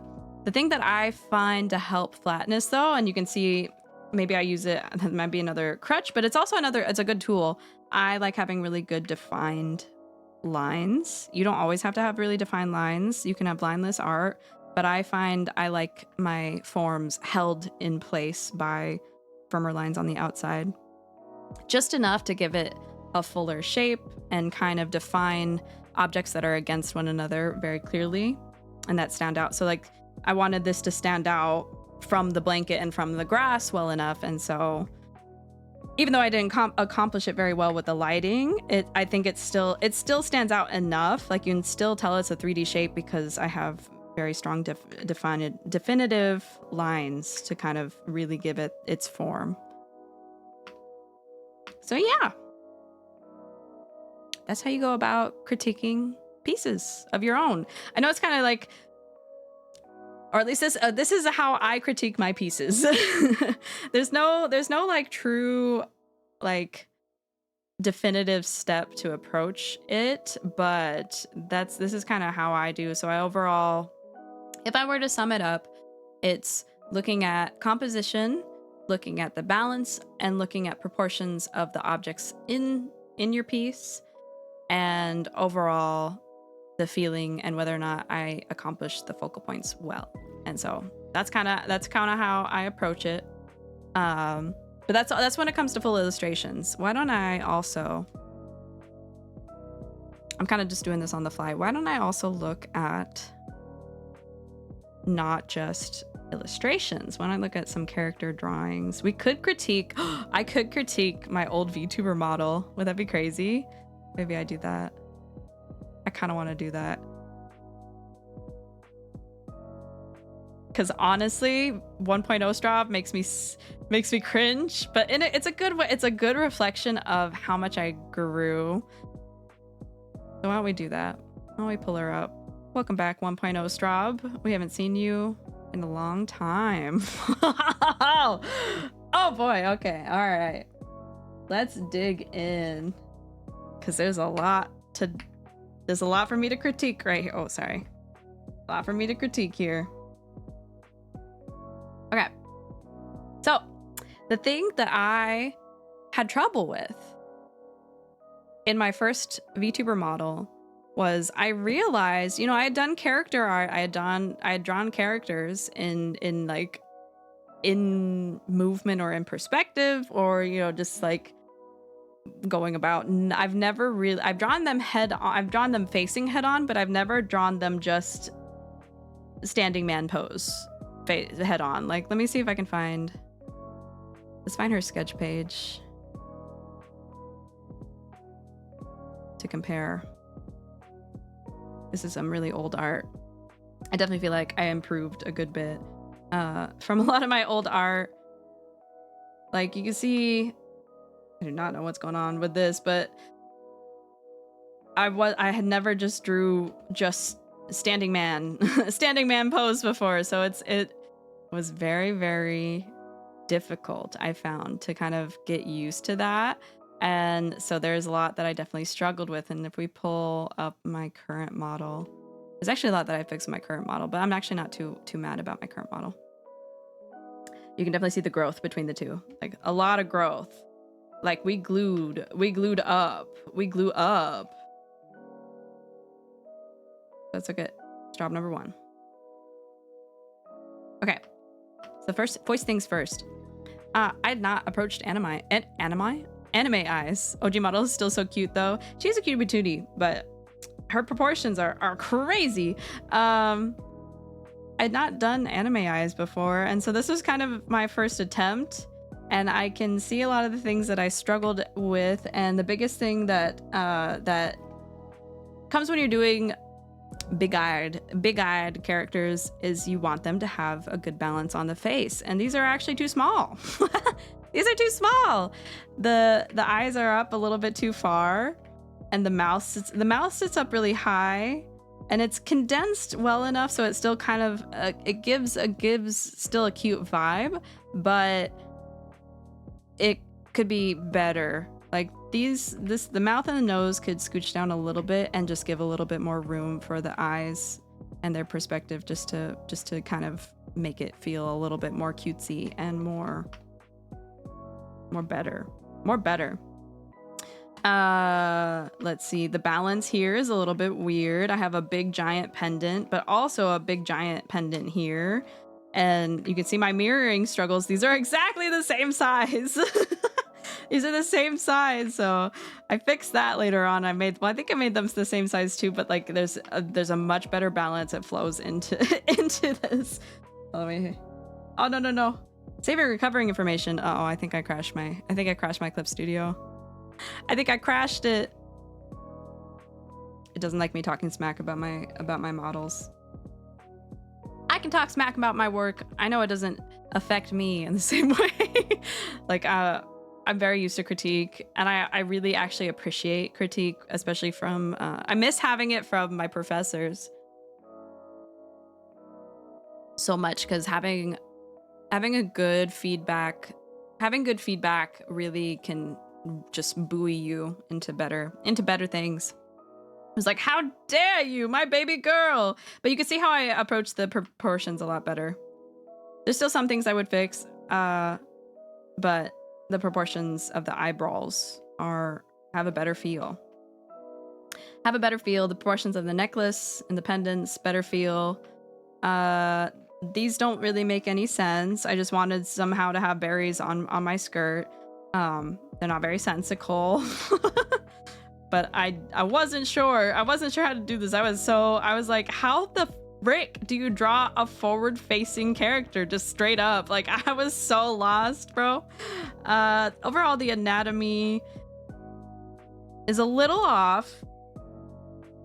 By little, I mean a lot. It's kind of hard to tell, like, because I have a lot of things covered up and I've had a lot of things kind of hiding it away, but the landmarks aren't quite there. The shoulders and the length of the arms aren't quite proportionate. Like, here's my rib cage, but these are in the way. I think I was trying to give her a bigger booba than her, like, actual balance for her collarbones. I can't even place them very well. I think I just drew the clothes on. Oh, that's right, because I didn't do a layer below. So that's something that can kind of help you, is if, like, before you draw clothes on a character, you draw the anatomy below, so you know what's going on. So you can figure out what the hell is the proportions in the body doing below. I don't think I did that. I think I just drew the clothes straight on, and so I was struggling, big struggle bus here, because her shoulder is up here, but then her forearm, there's a lot happening that I'm trying to figure out how to articulate well. Like, the general idea of it is okay, but not. It didn't come together. I missed the mark.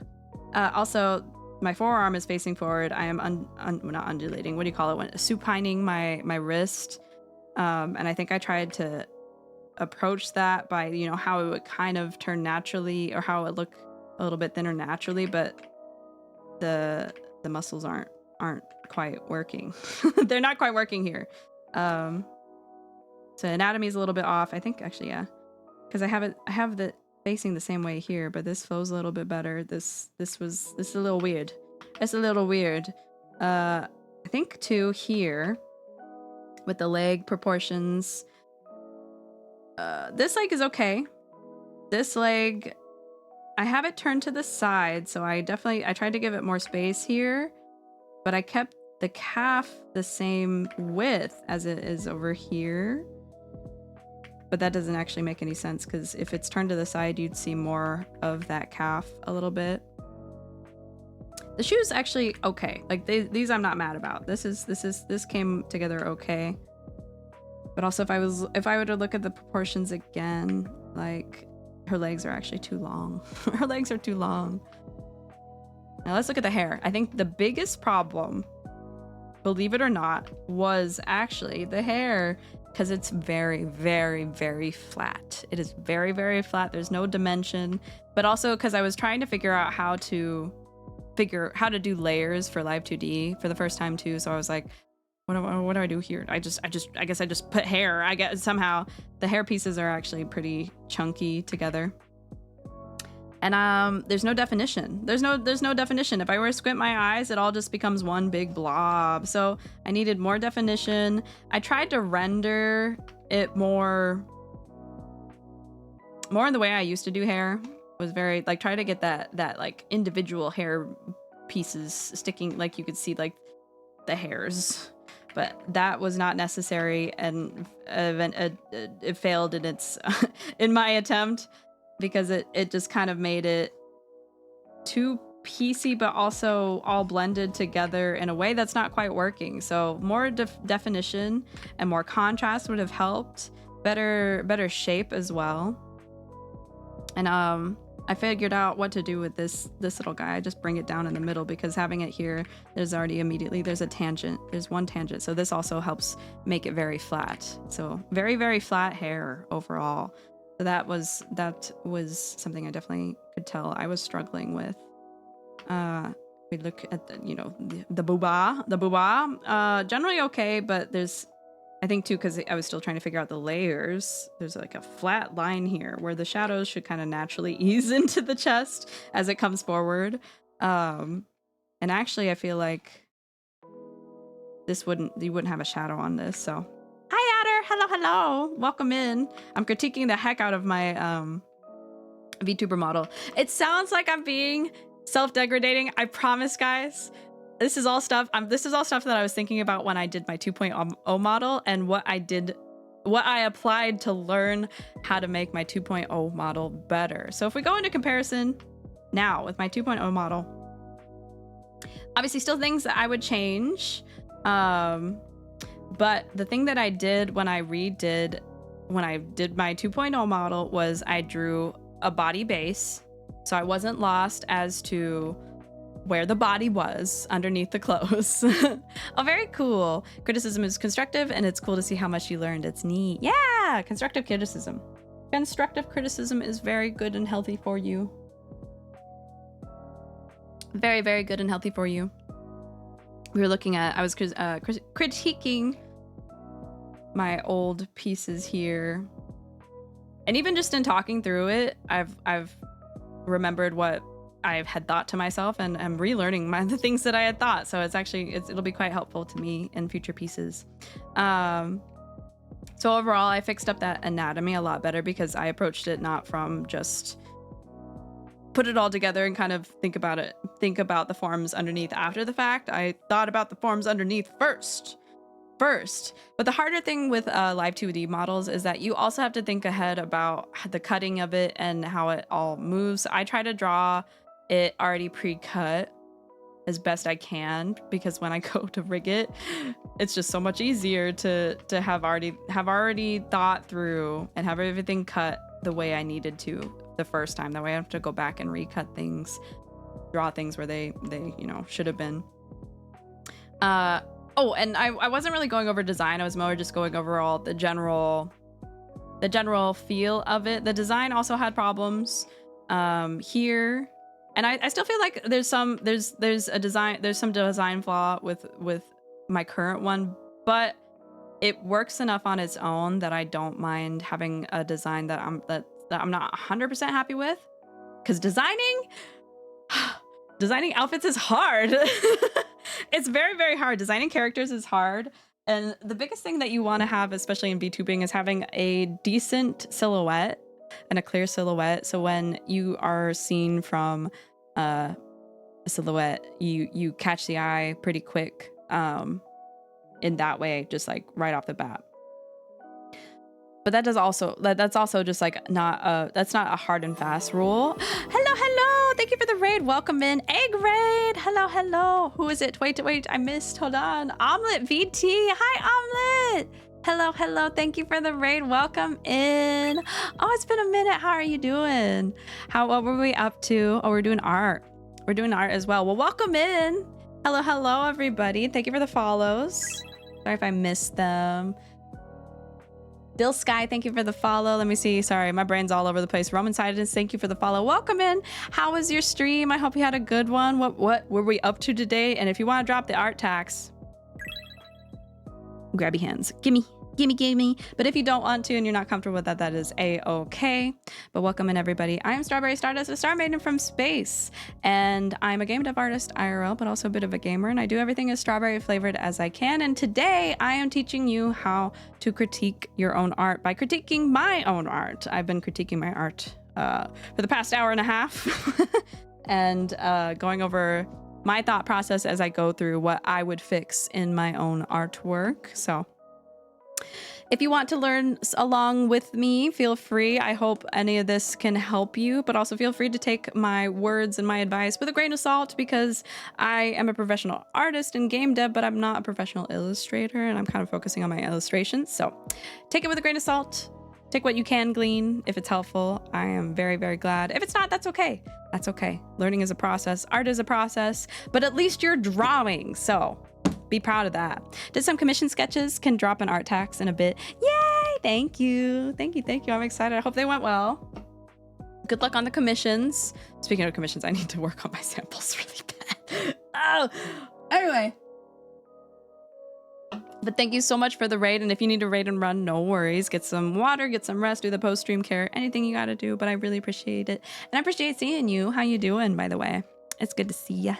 It's good to see ya. So I was just talking about, I was comparing my 1.0 model and the things that I struggled with on it compared to my second model, and how much I learned from the both. And yeah, we were also talking about this illustration of mine. We went over the things that I would fix with it. The biggest things I'll go over again is composition and balance of the whole piece. I have a lot of empty space right here. Perspective would fix in some areas compared to others. The focal point needed to be the focal point is clear, but I need to guide the eye a little bit better. And also I need to fix her pupils to make her gaze a little bit softer. But so those are the things I critiqued on my own work. Art tax. Oh, it's so good. Thank you. Oh, cute. Oh, can I show? Let me know if it's okay for me to show. Art tax. I love art tax. Give me your artwork. I love to see it. Yep. Yay. Okay, I'm gonna pop it on the page. Everybody take a look at these cute little sketches. Oh, they're so cute. They are so cute. All right, there's my... Sorry, big build up, you guys. You're gonna have to bear with me, but it's worth. It'll be worth. Look at that. That's so cute. Love the little cake. The little detective. Oh, I can't wait to see how they turn out. I like your pencil. I like your pencil brush. What are you drawing on, by the way? I like it. I like pencil brushes. They're so nice. This feels like it feels really nice to draw with. Beautiful eyes. That's so cute. Thank you for sharing. I appreciate it. I appreciate it. Thank you very much. And thank you again for the raid. And like I said, if you need to raid and run, absolutely no worries. But also, you're more than welcome to chill. Everybody's welcome to chill out. Procreate default pencil. It's so peak, isn't it? It's very peak. Although my friend is a big proponent. My friend Sev is a big proponent of Procreate. I don't draw on my iPad all the time, but I do appreciate their pencil.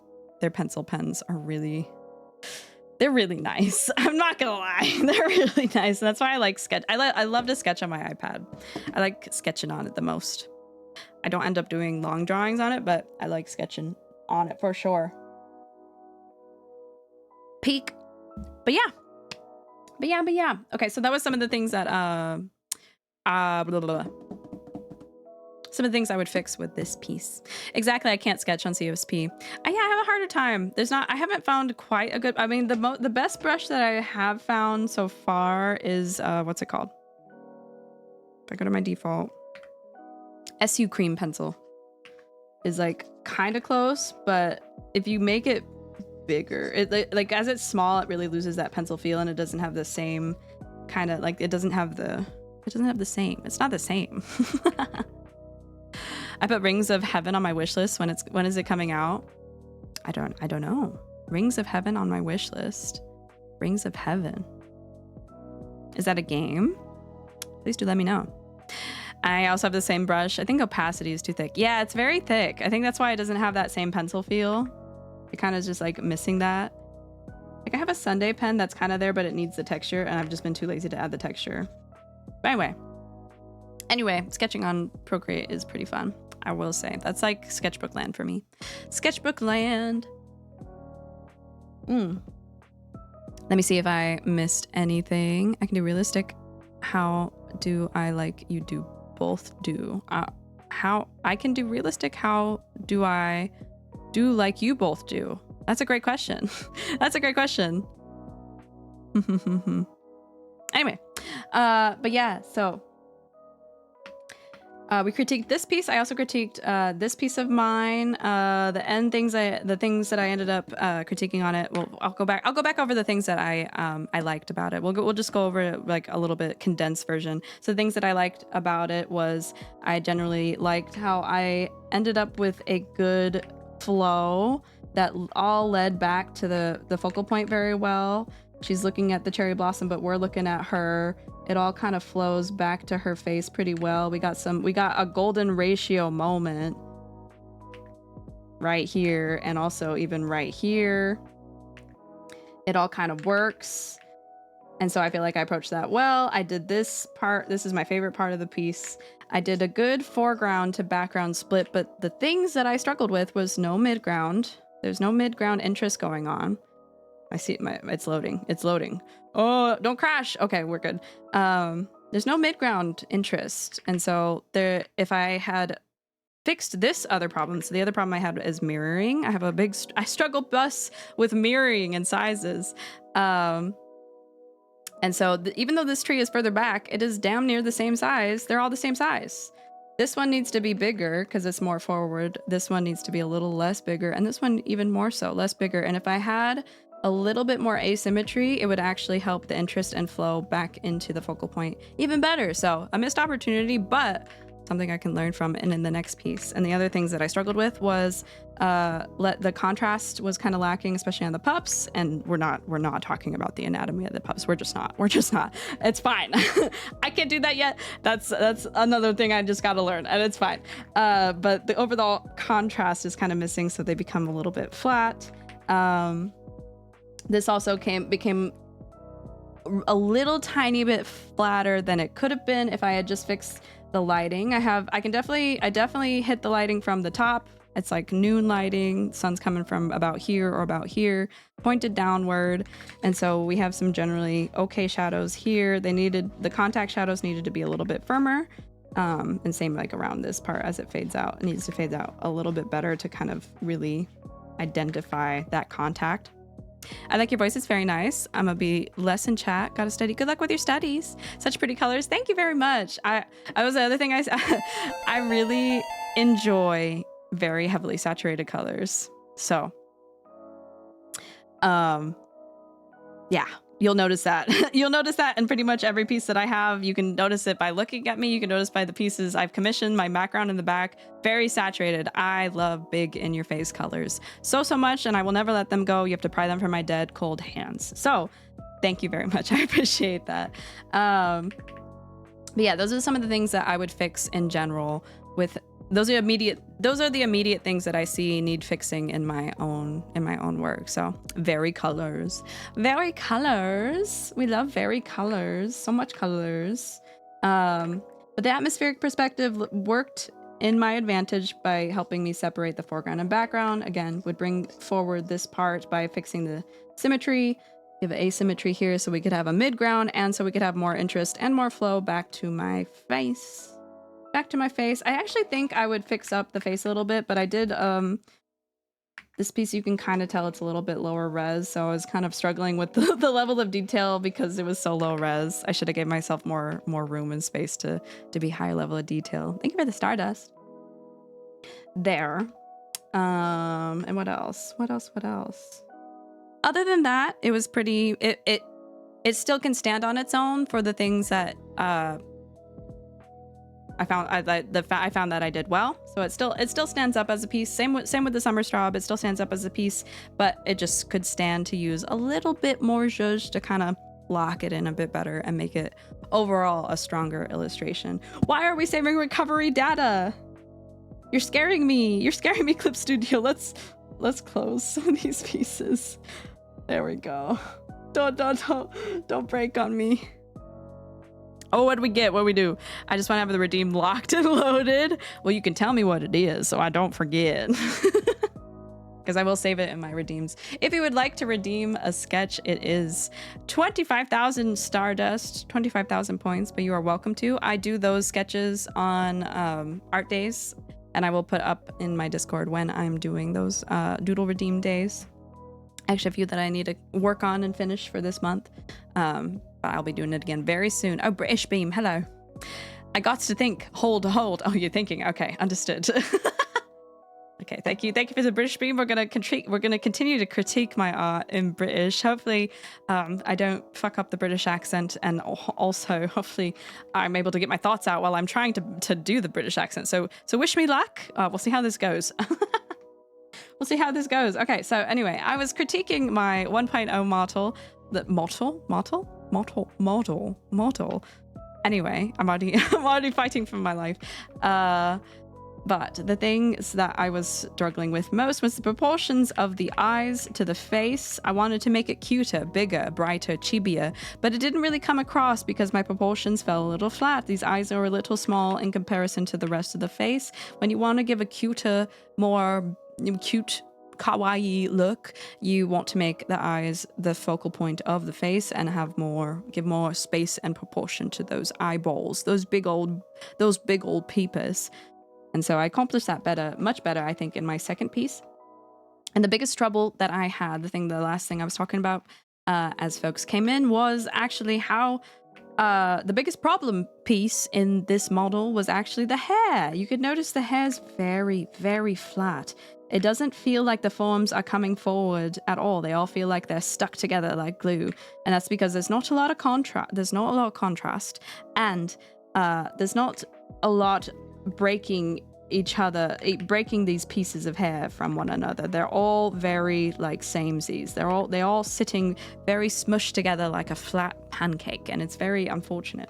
And so I'm very glad that I fixed this a little bit more. I think I could stand to push it a little harder. I think having a little bit more of that, I'm really struggling with the British accent now, have a little bit more contrast here as well. I did that. I separated well with the back of the hair. This is the back piece. It's a back layer. The thing that's hard to do while you're doing VTuber art in specific... Oh, no more British. I'm free. Oh, we're back. We're back. What the fuck is a kilometer? I don't know. Wow. I stopped being British and I lost my train of thought. Whoa, yeah, big difference. Big glow up. We glued up. We grew up. We changed and we learned. Well, mainly I just learned what I think I did wrong. And for this being my first ever VTuber model, I'm not too mad about it because holy cow, drawing a character in standing man emoji mode was so much harder than I had expected it to be. And so the fact that I was able to come up with this, I'm still pretty happy about, because it was hard. It was hard. And I definitely learned, I learned exponentially. I definitely learned exponentially. But the thing that helped me the most was doing a base body first. That way the forms didn't get lost. When I did this model, I kind of did the anatomy and the clothes all together rather than breaking it apart. And that I think was a big detriment because I was trying to approach it with the idea that like with the rigging in mind, but not even knowing how the rigging worked. And altogether just made it much harder on myself without even knowing. So definitely learned a lot. And I also learned a lot by taking it into Live 2D. and knowing what I needed and better figuring out, oh, these are the things that I need to have prepared ahead of time. And that way I didn't have to go back and cut layers multiple times or reorder them or repaint over something. And actually, I've learned a lot more even since then. And there's actually a lot that I'd redo with this model too. So maybe many years in the future you'll see 3.0. But I think I'm going to try to fix a lot of these things with my upcoming outfits, which are still work in progress. Sorry. But they're coming. They're coming down the line. They're coming down the pipe. Let's see what I would change. So I definitely struggled with the ruffles. There's a little bit of a tangent here that I would definitely fix. Obviously, because I'm moving around, if I scooch up, it's not too big of a deal. Like the tangent doesn't become a problem at all times, but the ruffles don't quite work in 3D space because I didn't draw them correctly. So I have to go back and redo ruffles, and ruffles are evil. Ruffles are evil, but just have to kind of get the idea of how they work and do the thing that I had told myself earlier. A big thing that really helps is drawing through your shapes. So when you have a form that's landing over another form, blocking out whatever's going to go on behind there, draw through, or at least really clearly imagine drawing through and figure out where those shapes actually are. So it helps you. But yeah, ruffles, evil. Layer cutting for ruffles is a big pain. Yeah, that too. I didn't even bother. I'm like, I mean, you can see that they're all just one layer because I could not be bothered, man. I could not be bothered. But next time I think I'll be bothered too. I do want to try. I do want to learn and apply these new things to my upcoming models, or upcoming outfits, I should say. The shoes are a little flat. I will say with this model, this is something I struggled with, but also I didn't worry about struggling with because you're not seeing these most of the time. You're seeing everything you're seeing what you're seeing on the screen. You're seeing this part. You're not really seeing the shoes all the time. And so I just said, fuck it. I don't care if the shoes don't have any backs. We can pretend they're a slipper like this. It's fine. When in reality, I wanted them to be more of like a shoe that was like this, like kind of like a ballerina shoe. But I didn't. I didn't because like, yeah, she's standing on her tippy toes ? But where's the rest of the shoe? I think I struggled really hard to get it to make sense and perspective, and I'm like, you know what? Fuck it. No backs of the shoes. You don't get those. Well, if it isn't the wonderful Stravs. Hi, Hashi. How you doing? You excited for Super Bowl weekend?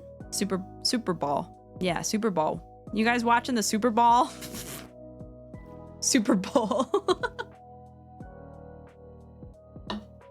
Now that I said Super Bowl and then I said Super Bowl doesn't make any sense to me anymore. It's lost meaning. Help. It's called Super Bowl, right? I didn't know that was this weekend. Yeah, it's Super Bowl Sunday this weekend. I kept thinking it was going to be last weekend, but because I live in Washington, around the Seattle area. And so if you guys are football people, I'm not really particularly a football person. I just know it because everybody's very excited for the Seahawks out here where I am, and it got very loud and very crazy, and the flags, the Super Bowl, the Seahawk flags were all out and waving, and people were very excited. It's my team versus Stravs. Yeah, it is. It's kind of funny. I'm fighting the government. That's so real. Super Bowl, clearly a bowling tournament. Yeah, you're so right. It's bowling. Super bowling. God, I haven't gone bowling in years. And from what I remember, it was actually really hard. It was really hard when I went bowling. I would lose. I'm so bad at bowling. Me too. Do you guys use the guardrails when you bowl? I don't, but whenever I do, I always get gutter balls. Maybe not always. Maybe there's a couple times where I didn't get gutter balls. And I forget how heavy the bowling ball I used was. I don't think it was that heavy. I don't know the rules of bowling. And also I was like, okay, I'm gonna tell you guys a secret. I low-key hated it, and I didn't like want to think about bowling for a while, even though it's like a very specific thing to think about. Like it's not like it's not like I was going through my life thinking about bowling all the time, but I especially didn't want to after I had a certain job at a certain studio that was not Minecraft. It wasn't Minecraft. It was not Pokemon. It was not the job that I quit before Pokemon. It was the one in between. And I had a coworker that I really hated working with, and she was a bitch. I'm sorry. She was so mean. She was such okay, let me paint the picture a little bit more. She was the type of person who was like, you didn't answer your message at 8:30 p.m. And I'm like, girl, we're working remote. I am logged off after, like, any point after 7. I am not answering anything. You cannot get my attention until I'm logged back on at 8:30 in the morning. Okay, so if you want to message me at 8:30, make sure it's at a.m. Anyway, so I hope that paints a picture of the kind of person she was. Very, very particular and very, very vocal and very mean about I don't know. She wasn't chill. She was very, very much the office white lady. Was very office Karen. Anyway, but anyway, she did a bowling club, and like, despite being persnickety about everybody else not answering messages at certain times, she had days where she's like, you can't reach me, I'm going to bowling club. And I'm like, okay, at 4:30 p.m. all right, whatever, it's fine, whatever. So anyway, that's my little secret. I didn't like bowling because the person that I hated working with, it was in a bowling club. Oh, she was a big reason I quit. Sometimes you just have that coworker that's a big reason that you quit, and that's okay.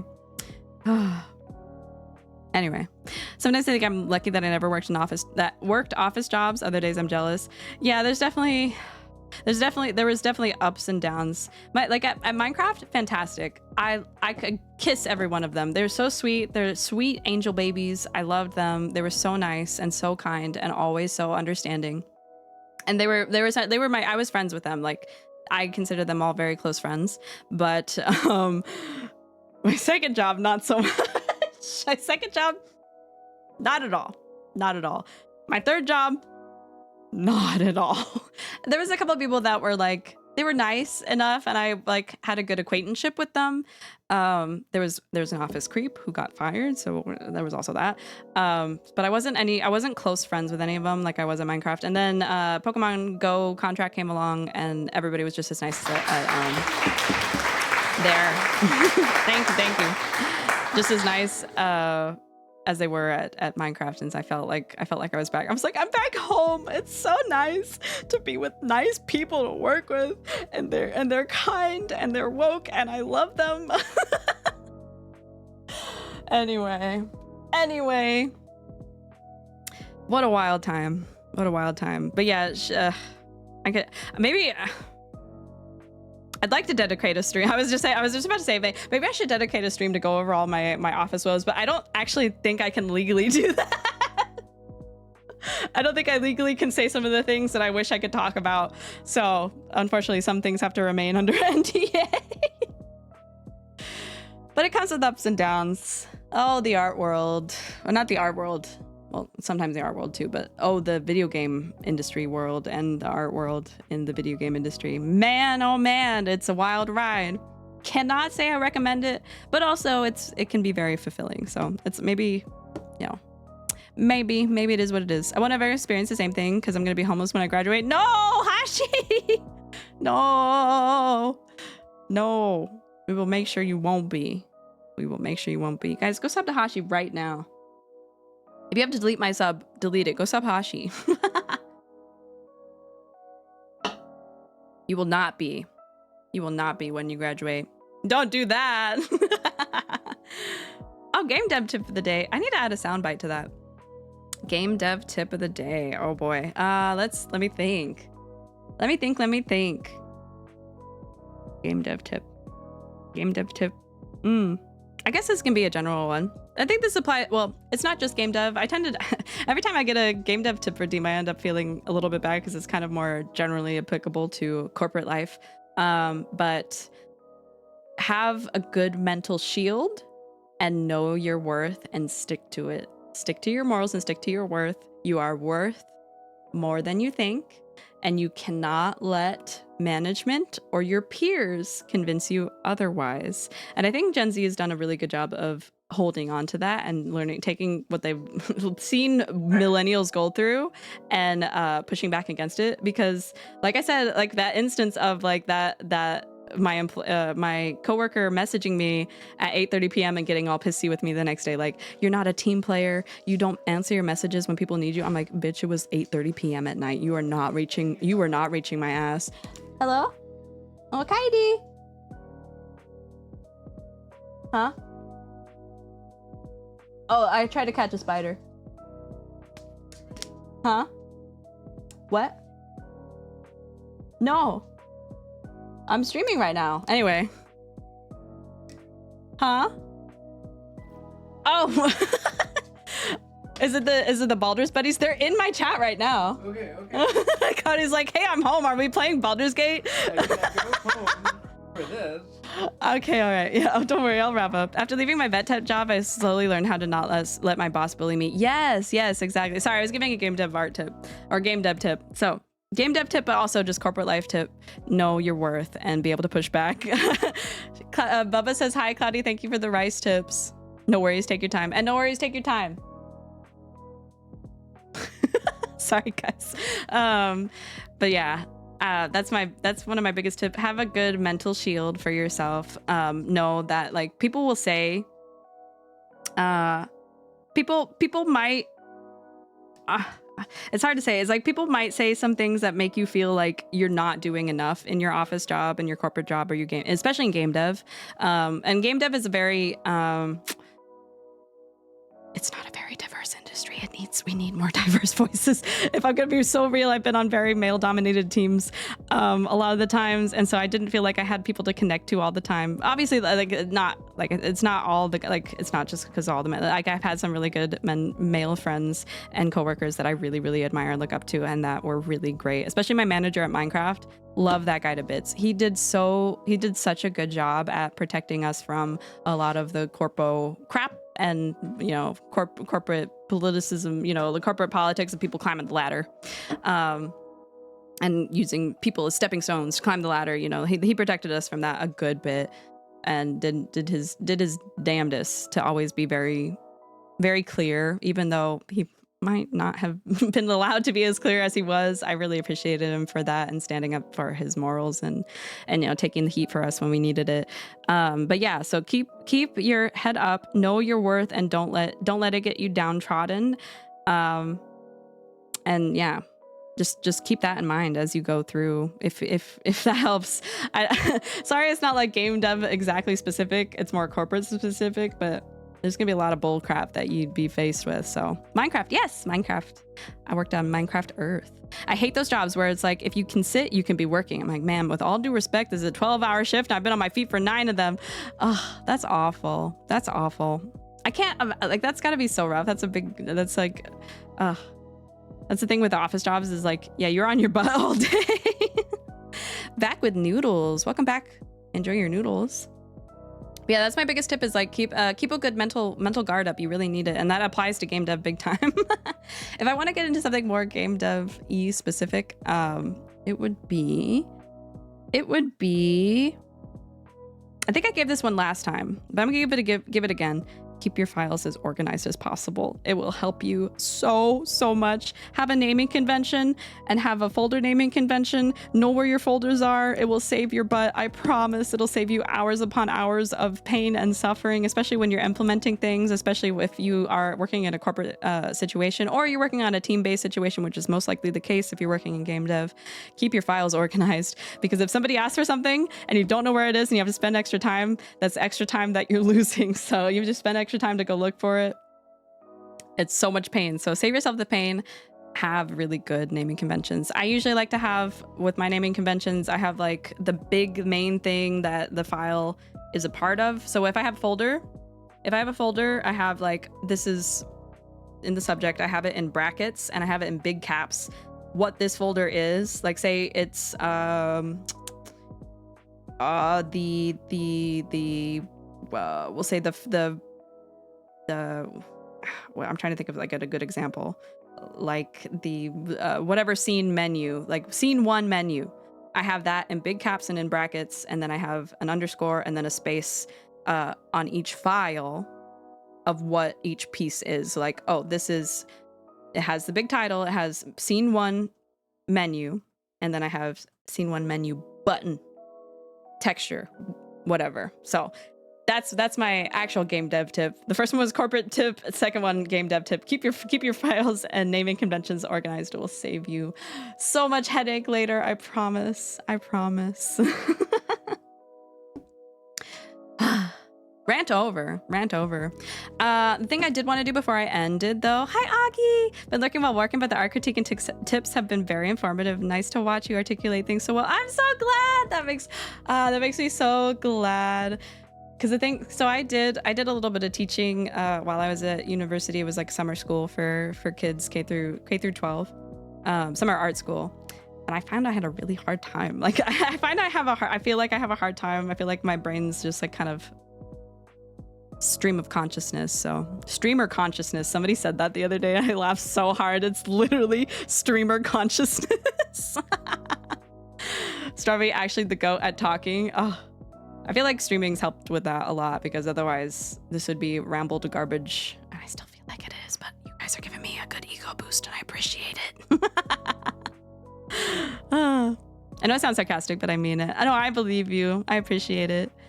So glad I could catch you up. I'm glad you're here. It's good to. Oh, by the way, hey, Augie, have you met my other berry sister? Let me shout Augie out really quick, and then I'm gonna shout out Bubba.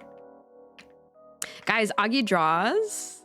Guys, Augie, did you know that they're also a strawberry space straub? A strawberry space straub. Hey.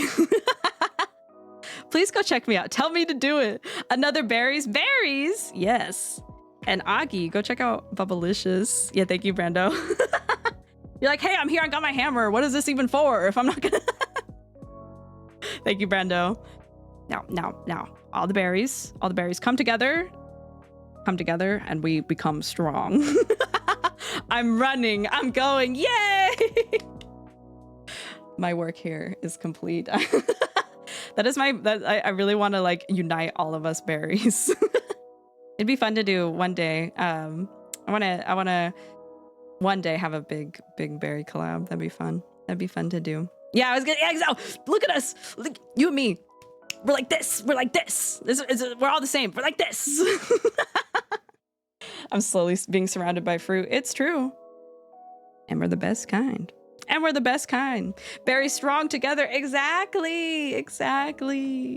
I love to see it. Oh, it makes me so happy. The brain selling. It really do be brain selling right now. We're brain selling so hard right now. Okay. So the thing I wanted to do before I end, and then I'm gonna go play Baldur's Gate with my friends.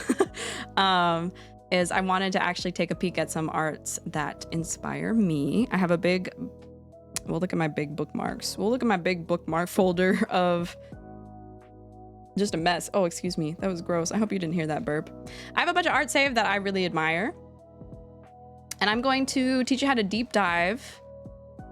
Or not so much, I'm teaching by example. I'm going to deep dive on what I like about it. And so you can kind of get an idea of what you could also look for when you want to take from others and give to yourself. Very strong together. Not gonna lie, my brain tried to read that and it struggled. You gotta have the berry brain cell. We gotta be like this. We gotta be like this. You know? Yeah, I want to show you some pieces that I am very inspired by. And actually, one of my biggest tips that I live by is if you feel like you're stuck, and most artists know this, most artists feel this. If you feel like you're stuck in your own art, put your pen down, put your pencil down. You can brute force it, and that can also work. Sometimes it doesn't always. Hey, look what's trending. That's crazy. Buried together's not my fault. Like this. I'm like pointing to my forehead and like pointing at you. Just imagine, like we're like this. But the biggest thing that helps me, exactly, buried together. That's such a good emote. We need a united berry emote with like big strong arms, But yeah, the thing that helps me is when the times that I actually learn the most is when I'm not drawing, but when I'm just inhaling and intaking and just going on the art that I really, really like and deep, just entrench myself in it so deep. But while I'm doing it, I am not just looking at it on the surface. I'm looking at the things that I puzzle out what makes it good to me. And then I try to take that and apply it. And if I don't understand quite what makes it good to me, I look at it harder.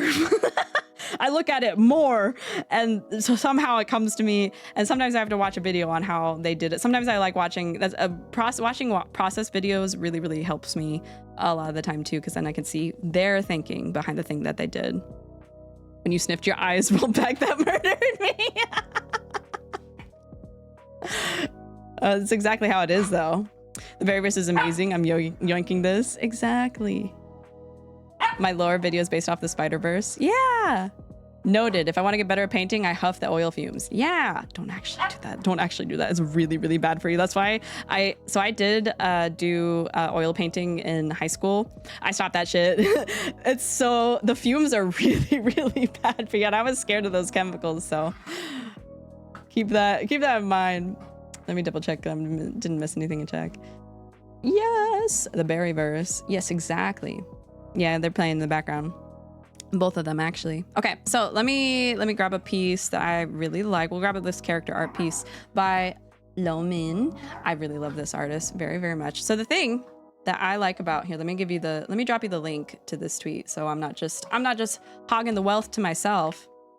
Go check them out, give them some support.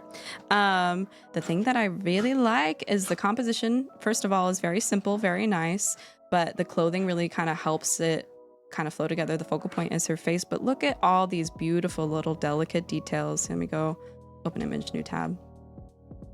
All the little lovely texture details really kind of bring it to life. And they're doing the thing that I really, really love is the color and the shadow.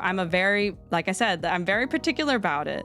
It's so pretty. Isn't it so pretty? I'm very, very particular about having color in your shadow and color just slap that color in there.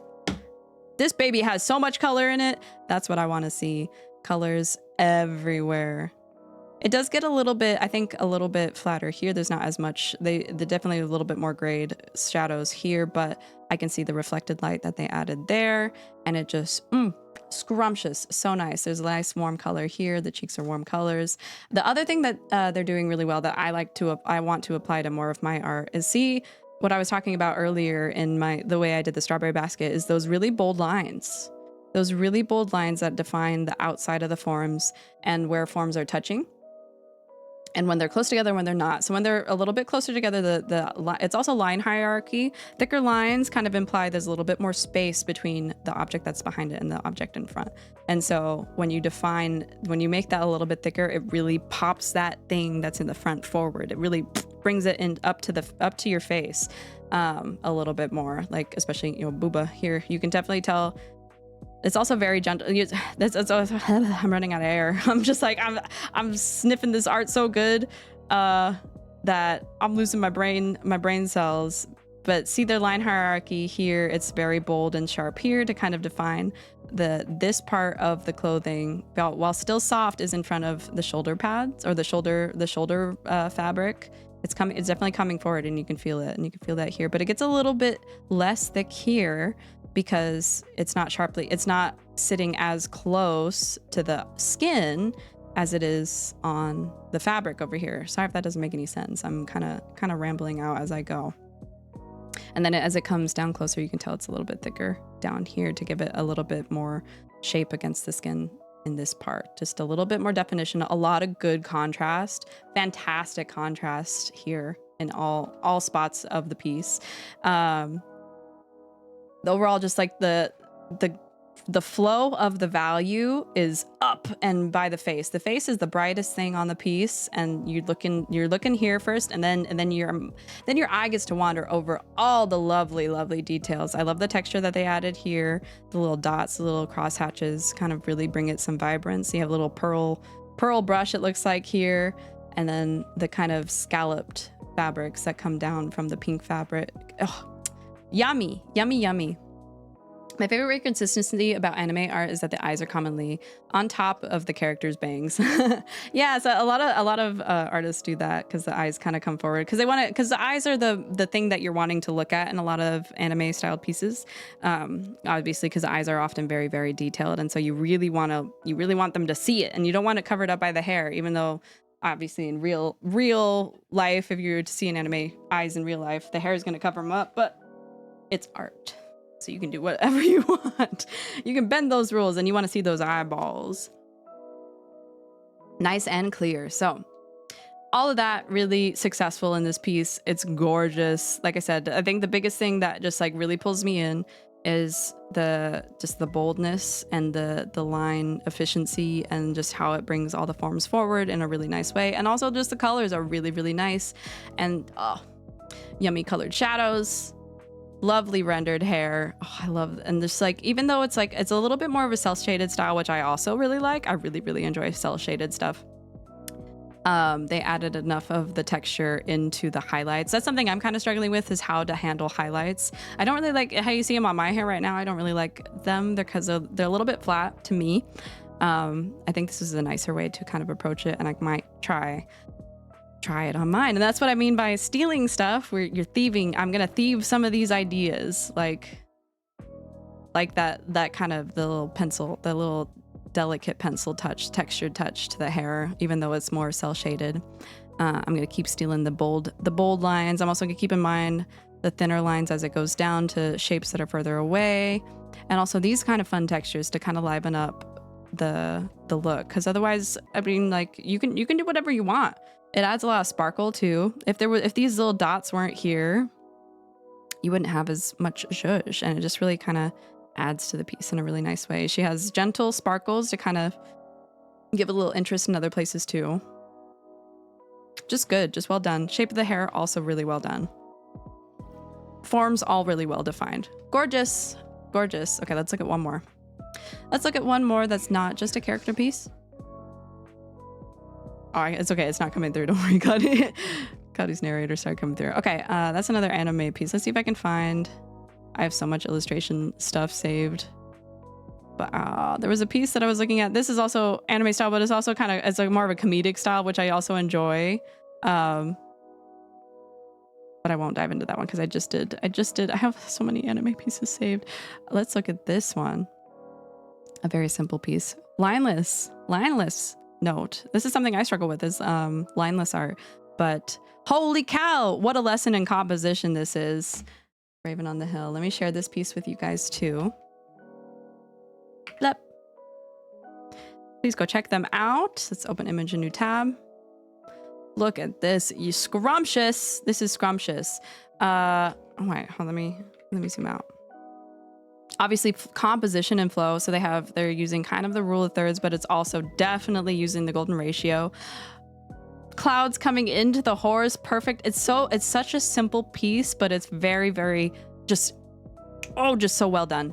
The clouds coming into the horse, leading it that way. They have a very simple, like, it's like, it's a cloud, but the textures are really simple. The brush is really simple. They didn't go crazy on it, but it defines everything. It's still defined as a cloud really well, especially because the nice gradient on the sky. It definitely feels like early morning and it feels cold. It feels like a cold early morning, and I can see they accomplished that feeling very well. And also even with the snow on the grass texture is really nice, and also leads up, like, they look like this, their use of value to lead up to the horse. Everything's pointing to the horse in a perfect way, and they have that. It's an even S.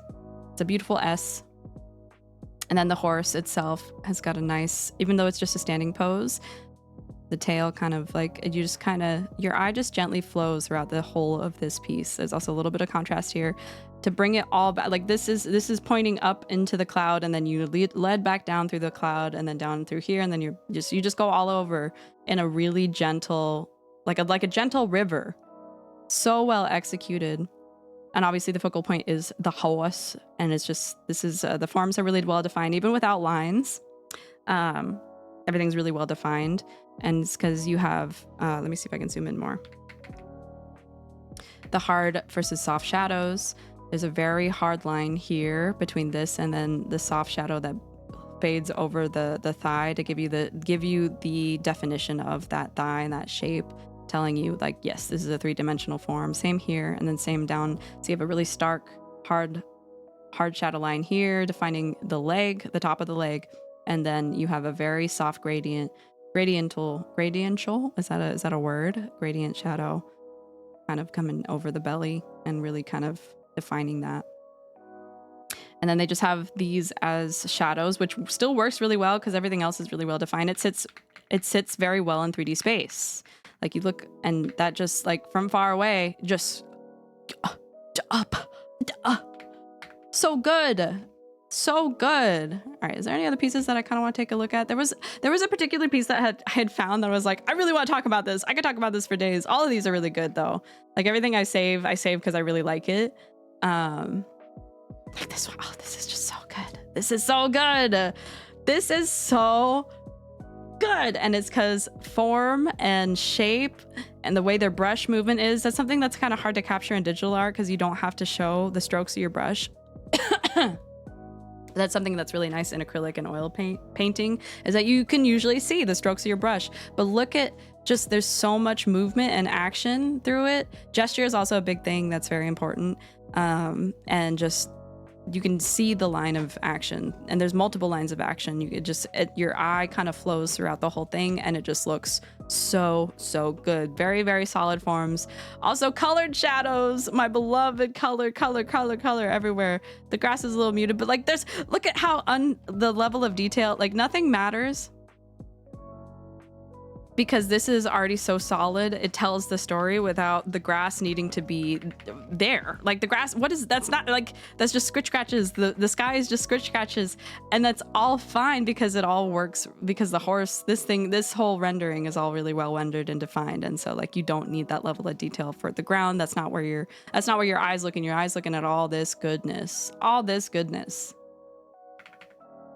And so I can think about that when I apply that to my drawings. If I don't really want to worry about a background as much, focus on my focal point and making it really, really well defined and really, really exciting to look at. This is very exciting to look at, I'd say, because just so much flow, very exaggerated pose and movements, but also the use of the brush, using the shape of the brush to trace your eye over the form to give that feeling of 3D in the form. It just works very, very, very well. Extremely well.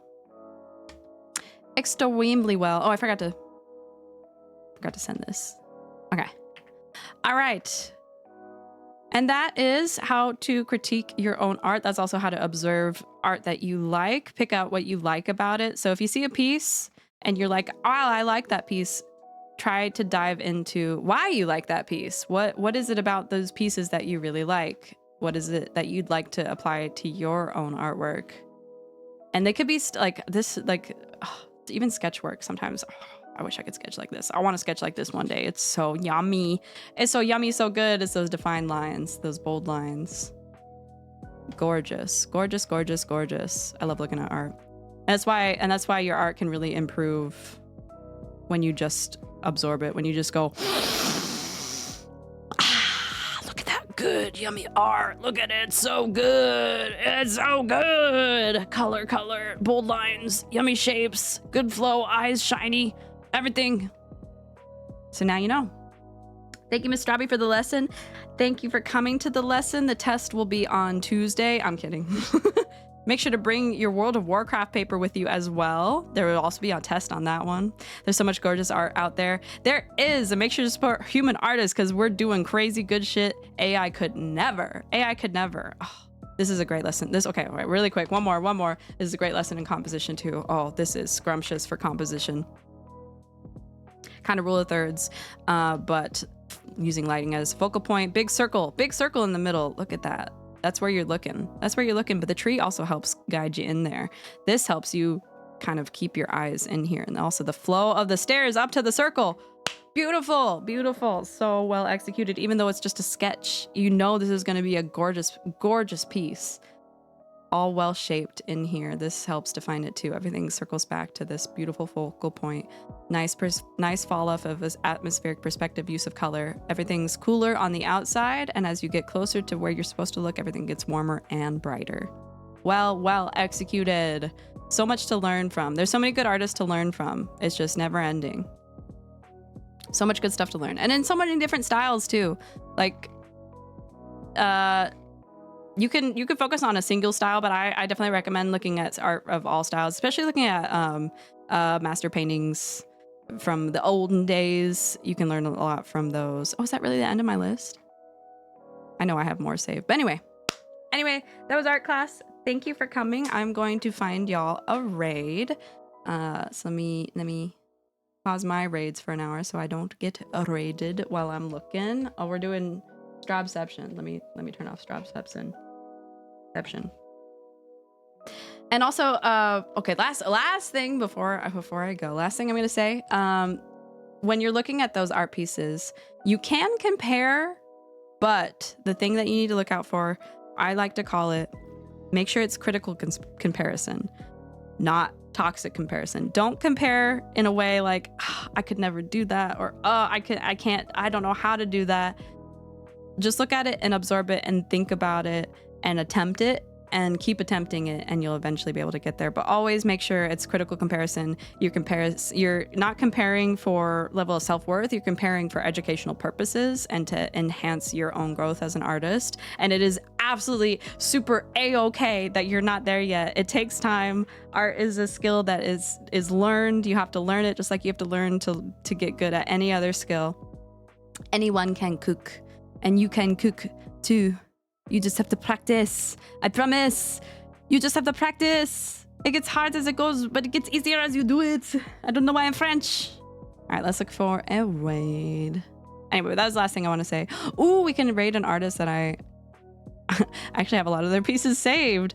Let's go there. But actually, well, let me double check something. Because I keep like stumbling upon new folks, and I do want to raid new folks, but also like I keep missing my friends, and I'm like, I keep not realizing some of my friends are live because they just don't show up immediately on my little raid list. So let me check to see who's live really quick, so I'm not missing anybody.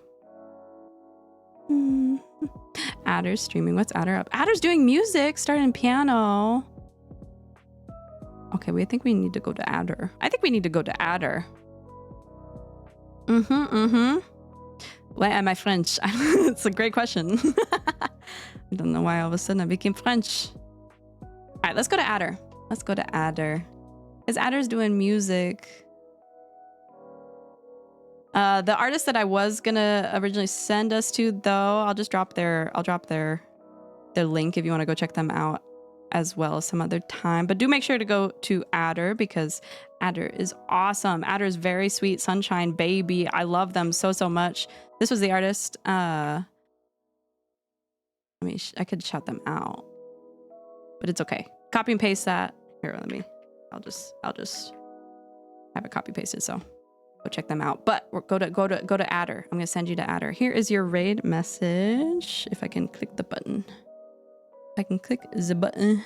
There it is. Star drops are dropping in. Make sure to say hello. And I will see you guys tomorrow. Where's Adder VT? Adder VT. The buttons. Again, I keep ending up French. Look at they're doing piano. Oh, so yeah, go say hi to Adder. Have a good time there. I will see you guys tomorrow. I'll be streaming with Personable. I'm going to be playing Galaxy Burger. But before that, at 4:30 p.m. PST, we are continuing to watch Uma Musume, Pretty Derby, the anime. We're going to be doing episodes 4 through 6. So if you want to join in on that, feel free to. Otherwise, I'll see you guys tomorrow at 6 p.m. PST for Galaxy Burg. And then I'll see you guys from then on out. At some point. I'll see you at some point. Okay. Bye-bye. Oh, there's no music. Oh. Well. Ako Taco. We're going to leave in silence. And it's going to be a little awkward, but that's okay. So how's the weather? I hope it's good. Are you cold? Hopefully not. How's the family? That's good to hear. Okay, bye.